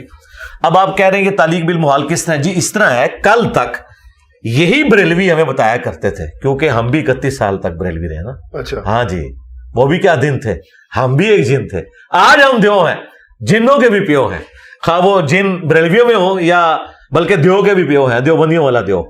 یعنی یہ روحانی طور پہ میں بات کر رہا ہوں، وہ میں بگوٹن والی بات نہیں کر رہا. کوئی اسے غلط مطلب نہ دے. استاد کو جیسے کہا جاتا ہے روحانی باپ ہوتا ہے. ہمیں نہیں پتا. کل تک یہ کہتے تھے کہ جی شاہ محمد نورانی صاحب نے قادیانیت کے خلاف مقدمہ اسمبلی میں لڑا ہے، وہ دلائل میں باقیوں کو مات دے رہا تھا. مرزا طاہر ایک دم گیم پلٹ دی. شاہ محمد نورانی صاحب نے کہا کہ بھٹو صاحب یہ آپ کو بھی کافر سمجھتا ہے. تو بھٹو نے کہا بھی میں بھی کافر ہوں. سے کہا ہاں بھائی جب ہم نبی مانے ہوئے ہیں ایک بندے کو، اس کا انکاری تو کافر ہے. تو بھٹو نے کہا ٹھیک ہے منڈو انہوں. کل تک یہ بریلویوں کا فخر تھا کہ اتنی چال چلی علمی طور پہ، بڑی پازیٹیو چال. تو یہی چال میں نے بھی چلی ہے نا کہ یہ ہمیں کافر مانتے ہیں، مسلمان نہیں مانتے، اور الٹا مظلوم مانتے ہیں کہ ہم انہیں کافر کہتے ہیں. بھئی تم ہمیں کافر کہتے ہو، ہم تو شروع سے تھے. تم نے آ کے ایک جھوٹی نبوت کلیم کی اور جو اسے نہیں مان رہا اسے کافر کہہ رہے ہو. اور جب ہم تمہیں کافر کہتے ہیں تم کہتے ہو جی آپ ہمیں کافر کہہ رہے ہو. بھئی آپ نے ابتدا کی ہے. تو اس میں نے تعلیق بالمحال کی تھی کہ اگر آپ ہمیں کافر کہنا چھوڑ دو اور مسلمان مان لو. نہیں مانتے یہ. اگر یہ ہمیں مسلمان مانے نا یہ خود کافر ہو جائیں گے. کیوں؟ اس لیے کہ غلام قادیانی ان کے نزدیک نبی ہے اور نبی کو میں دجال مان رہا ہوں ان کے نبی کو. تو جب میں اسے دجال مان رہا ہوں تو وہ کیسے مجھے مسلمان مان سکتے ہیں؟ مجھے بتائیں. کرسچنز کو ہم مسلمان مان سکتے ہیں؟ وہ کہتے ہیں نبی الاسلام پہ ہم کاپی رائٹس کا مقدمہ کرتے ہیں، انہوں نے تورات اور انجیل سے چوری کر کے قرآن لکھا ہے. ٹھیک ہے، ہم انہیں مسلمان نہیں ماننے کے لیے تیار، اس لیے کہ نبی الاسلام کی نبوت کو نہیں مان رہے. اسی طریقے سے قادیانی جس کو جھوٹا نبی کلیم کیے ہوئے ان کی نبوت کا جو کوئی انکار کرے گا نا وہ اسے مسلمان مان ہی نہیں سکتے. یہ بالکل غلط بات ہے کہ کہیں انہوں نے کہا، انہوں نے کبھی نہیں کہا. میرے پاس آج سے تقریباً 13-14 سال پہلے کچھ قادیانی آئے تھے قرآنی اکیڈمی میں. انہوں نے بھی یہ بات کی. میں نے کہا اپنے کسی مربی سے لکھوا کے لے آؤ کہ جو شخص غلام احمد قادیانی کو دجال مانے اس کے باوجود وہ مسلمان ہے. آج سرکار 14 سال ہو گئے جو مڑ کے نہیں آئے. ٹائم قیامت تک ہے. تسی گل کیتی ہے نہیں کتنے لکھی ہے انہوں نے کڈو اور اس نو انڈورس کراؤ.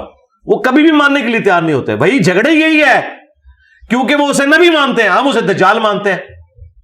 30 جھوٹے دجالوں میں سے جو بخاری مسلم میں ہے، قیامت اس وقت تک قائم نہیں ہوگی جب تک 30 جھوٹے دجال نہ پیدا ہو جائیں جن میں سے ہر ایک دعوی نبوت کرے گا. اور ابو داؤد ترمذی میں آگے الفاظ ہیں انا خاتم النبیین لا نبی بعدی. تو نبی علیہ السلام نے اس ختم نبوت کے عقیدے کو بالکل کرسٹل کلیئر کر کے بیان کیا، اس میں شیطان داخل ہو ہی نہیں سکتا. ختم نبوت کا جو معنی یا جس طریقے سے تفسیر قادیانیوں نے کی ہے یہ امت میں کبھی بھی نہیں رہی ہے، نہ یہ فٹ ان بیٹھتی ہے. البتہ کچھ مس ہینڈلنگ مسلمانوں کی طرف سے بھی ہوئی ہے خاتم اور خاتم کے لفظ کے اوپر. یہ بات درست ہے کہ قرآن میں خاتم کا لفظ ہے اور وہ ہے نبوت کی سٹیمپ، نبوت کی سیل، دونوں چیزیں درست ہیں. اور مسلم شریف میں خاتم کا لفظ بھی آیا ہے، سلسلہ نبوت کو ختم فرمانے والے. قادیانیوں کے لیے جواب ہے، یہ کہتے تھے خاتم کا لفظ دکھاؤ، مسلم میں موجود ہے. اب آ جائیں یہ جو خاتم ہے تو بھئی سیل آف دا پروفٹ یا سٹیمپ آف دا پروفٹ کا یہ معنی لینا کہ نبی علیہ السلام کے بعد جو امتی نبی آئیں گے وہ حضور کی مہر سے آئیں گے، بھئی یہ نہیں ہے. وہ سیل آف دا پروفٹ کا مطلب یہ ہے کہ ڈاکومنٹ کے اینڈ پہ سیل لگتی ہے، یا سٹیمپ بھی جو ہے نا وہ جج سٹیمپ لگا کے قلم توڑ دیتا ہے، اس کے بعد آپ اس ڈاکومنٹ میں کوئی چیز ایڈ نہیں کر سکتے. اور اس سے بڑھ کر ایک پریسیڈنٹ سیٹ ہے.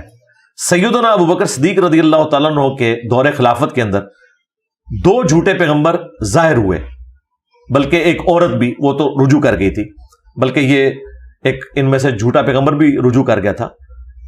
مسلمہ کذاب کے خلاف قتال ہوا، اس نے رجوع نہیں کیا تھا، تو حضرت ابو بکر نے اسے امتی نبی کے طور پر ٹریٹ نہیں کیا.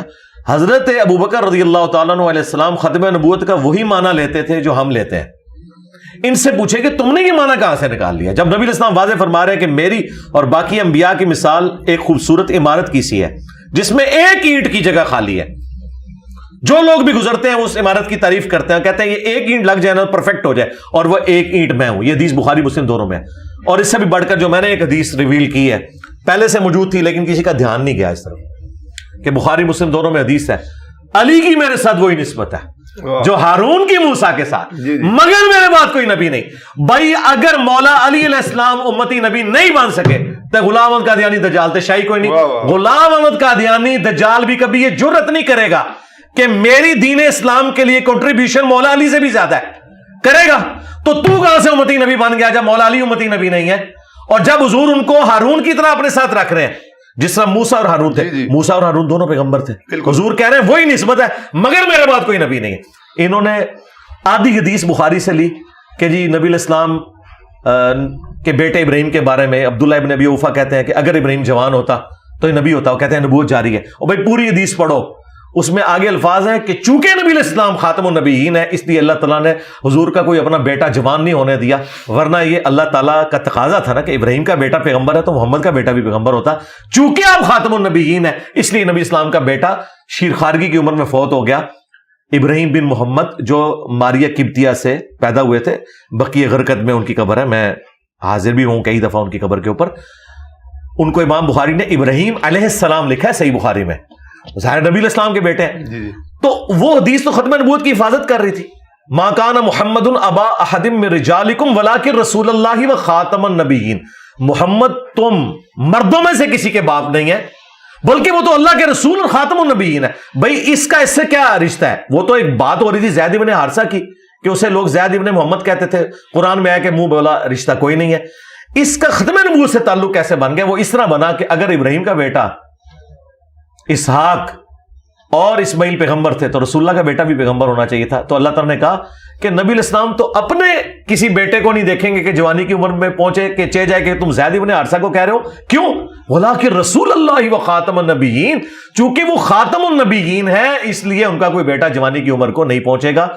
یہ فٹ ان بیٹھتا ہے بخاری میں جس طرح عبداللہ ابن ابی اوفا نے اس کی تفسیر بیان کی ہے. تو ختم نبوت پہ میری اتنی ویڈیوز ہیں الحمدللہ. میں آپ کے کیمرے کی وساطت سے بتاؤں یہ سارے لوگ چندے کھا رہے ہیں عالمی مجلس ختم نبوت، کیونکہ وہ تھانوی رسول اللہ پہ نہیں بولتی، یہاں پہ طریق لبیک چشتی رسول اللہ پہ نہیں بولتی، نہ دیوبندی نہ بریلوی، دونوں میں نے جماعتوں کے نام لے لیے. ہماری دعوت سے الحمدللہ درجنوں قادیانیوں نے اسلام قبول کیا. صرف میں نے چندہ نہیں اکٹھا کرنا ہوتا اور نہ کوئی پبلسٹی کرنا چاہتا ہوں، ورنہ میں بھی کیمرے میں لا کے یہ کرتا. مجھے کسی سے کوئی انڈورس کروانے کی ضرورت نہیں ہے. سب سے پریکٹیکل ثبوت یہ ہے کہ مجھے بتائیں خادم رضوی کی ایک ویڈیو جس میں اس نے علمی رد کیا ہو قادیانیوں کا. اسی طریقے سے سعد رضوی کی ایک ویڈیو، یہ صرف دھرنے دینے کے لیے. علمی رد کوئی نہیں انہوں نے کرنا، علمی رد تو میں کر رہا ہوں. اور الٹا میرے نام میں مرزا ہے تو انہوں نے مجھے قادیانی کہا.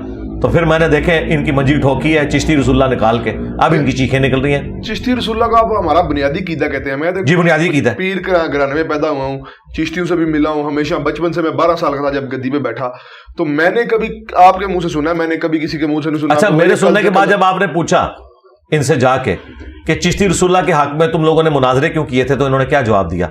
आपका वो छोटू मौलवी जो लाहौर वाला है, वो तो सुभान अल्लाह पढ़ रहा है चिश्ती रसूलुल्लाह के दिफा में। तो आपको अगर नहीं पता चला, यार आपको तो ये भी नहीं पता था कि अब्दुल कादिर जिलानी रफुल यदैन करते थे। हमने बताया कि बुखारी मुस्लिम में भी रफुल यदैन के साथ नमाज का तरीका है। और इससे बड़ी बात, चले छोड़ दे, आपको ये पता था कि कादियानी रफुल यदैन नहीं करते?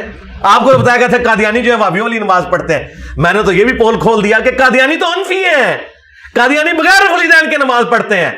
जो रफुल यदैन शुरू करे वो कादियानी हो ही नहीं सकता। तुम्हारी नमाज कादियानी वाली नमाज है, हमारी नमाज बुखारी मुस्लिम में जो मौजूद है नबी इस्लाम के तरीके के ऊपर है। तो कानूनी दसिया गया, तो मेरा क्या कसूर है भाई? चिश्ती, अच्छा चलो चिश्ती रसूलुल्लाह छोड़ो, तानवीर रसूलुल्लाह का दिफा तो करते हैं ना देवबंदी? जी तकरीबन करते हैं ना, हल्का फुल्का नहीं, बड़ा मोटा ताजा करते हैं। वीडियो है, हाथ थी नोम था, हालत नोम। आप मानते हैं उनकी वो बात ठीक नहीं? मैं उसमें बेदारी भी आया, उसमें है कि बेदारी में भी पड़ा। हाँ, बेदारी में का कोई, अगर करोड़ों बरेलवी, करोड़ों देवबंदियों को थानवीर रसूलुल्लाह के ऊपर बात कर रहे हैं, तो मुझे इजाजत नहीं कि मैं चिश्ती रसूलुल्लाह के ऊपर बात करूं। आप लोग निकल जाना या कहें कि हाँ इंजीनियर के कहने के बाद हम इसे बुनियादी कीदा, मैं इसलिए कह रहा हूं कि आपने दिफा किया है। जब कोई दिफा करता है ना, वो उसका बुनियादी कीदा। अच्छा फिर मुझे बताएं, आप लोग पिछले 100 साल से थानवीर रसूलुल्लाह पे क्यों लकीर पीट रहे हैं? मुफ्ती अहमद खान नईमी ने भी लिखा है जाल हक के अंदर, हर जगह कहते हैं कि इनके अब्बे ने कलमा पढ़ाया था और ये इनका कीदा है। तो आप लोग लकीर क्यों पीट रहे हैं? इसलिए पीट रहे हैं कि आपको पता है कि खत्म नबूवत पर डाका है। तो सरकार, अब खुरा आपके घर भी निकल आया चोर का, तो अब आपके इश्क रसूल का इम्तिहान है कि आप कह दें। और मैं आपको अगली बात तो, पीर मेल शाह साहब तो मतलब गैर आलिम तो नहीं थे ना, उन्होंने तहकीकुल हक फी कलिमतिल हक के अंदर चिश्ती रसूलुल्लाह का दिफा किया शतीहात के नाम पे, क्योंकि गुलाम कादियानी दज्जाल ने इसको पेश किया था। तो उन्होंने कहा कि वो पढ़वा सकते हैं, तुम नहीं पढ़वा सकते, क्योंकि वो एक खास हालत में होते हैं बुजुर्गान दीन। तो पीर मेर अली शाह साहब 1937 में फौत हुए हैं। आज चल रहा है 24 सितंबर 2023। 1937 तक तो पीर मेल शाह साहब भी मान रहे हैं कि किताबें चेंज नहीं हुई हुई हैं। ये मेरे बाद कैसे किताब चेंज हो गई है? तो पहले तो इनसे पूछें कि पीर मेल शाह साहब फिर गलत करते रहे दिफा इसका, उन्हें भी कहना चाहिए था किताब चेंज हो गई है।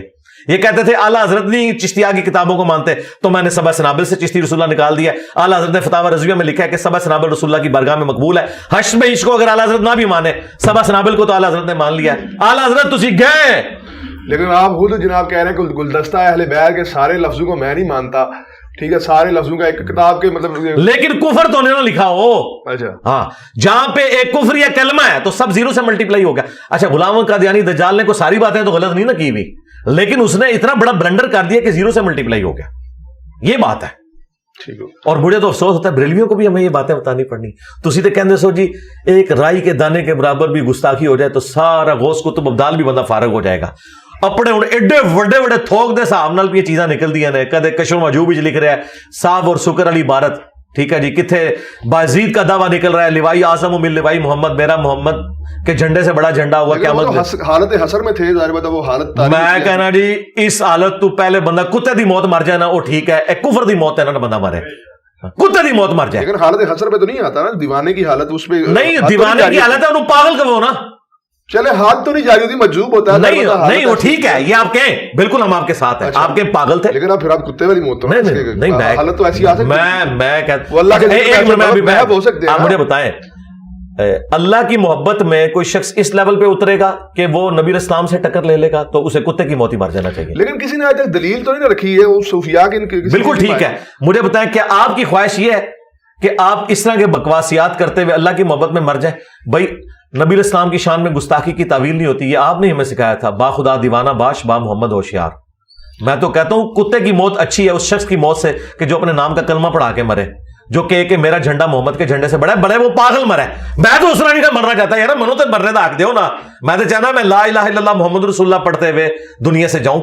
मेरी ख्वाहिश नहीं है कि मैं इस तरह करते हुए जाऊं कि मैं कहूं कि मेरा झंडा मोहम्मद के झंडे से बड़ा होगा और कल को मेरे मानने वाले कहें कि नहीं है वो खास हालत में थे और ये था वो था। अल्लाह ना करे किसी की ऐसी मौत हो, अल्लाह माफी दे, अड्डी पैड़ी मौत किसी दिन ना हो जी। तो अल्लाह मुबारक, तो बुजुर्गों को मुबारक। तो नहीं जारी होती ऐसे बंदे का, कुफर ईमान का फैसला तो ना आप कर सकते। नहीं, पागल है ना, तो पागल है तो उससे तो दीन उठा हुआ, फिर वो आपका रहनुमा नहीं है। पागल रहनुमा नहीं होता, सालिक होगा रहनुमा, मरजूब आपका रहनुमा नहीं होगा। आप उसे पागल डिक्लेयर करेंगे, और खुद मुफ्ती अनीफ कुरैशी ने कहा कि ये है कुफरी अकीदा, उस पे हम हद नहीं। तो मैंने भी कभी इनको काफिर नहीं कहा, मैंने कभी ये नहीं कहा ये काफिर है, लेकिन ये मेरी ख्वाहिश तो है। आपसे भी मैं पूछता हूं, क्या आपकी ख्वाहिश है कि आपके मुरीद ख्वाब में आपके नाम का कलमा पढ़े? नहीं, बिल्कुल नहीं। बस मेरी भी ख्वाहिश नहीं है कि अल्लाह माफी दे मैं या मेरा कोई स्टूडेंट ये देखे कि मैं ये कह रहा हूं, हाँ वो हालत शुक्र में कह रहा हूं कि मेरा झंडा मोहम्मद के झंडे से बड़ा होगा, इससे पहले तो इमानो आफिद के साथ मदीना शरीफ में मर जाऊं। अपने लिए तो मैं ये कहूंगा, ठीक है, इनके लिए मैं कहूंगा कि तुम लोग कुत्ते की मौत मर जाओ, इससे बेहतर है कि ये बकवास तो ना करो। वहां तो बचने के चांस है, इधर बचने के चांस ही नहीं है। ठीक हो गया सर। नाज़रीन, ये थी आज की स्पेशल पॉडकास्ट रबीउल अव्वल के हवाले से, और मुख्तलिफ अकायद पे हमने बात की। उम्मीद है आपको ये वीडियो पसंद आई होगी। आपसे इजाज़त चाहते हैं। अल्लाह हाफिज़। जज़ाकल्लाह।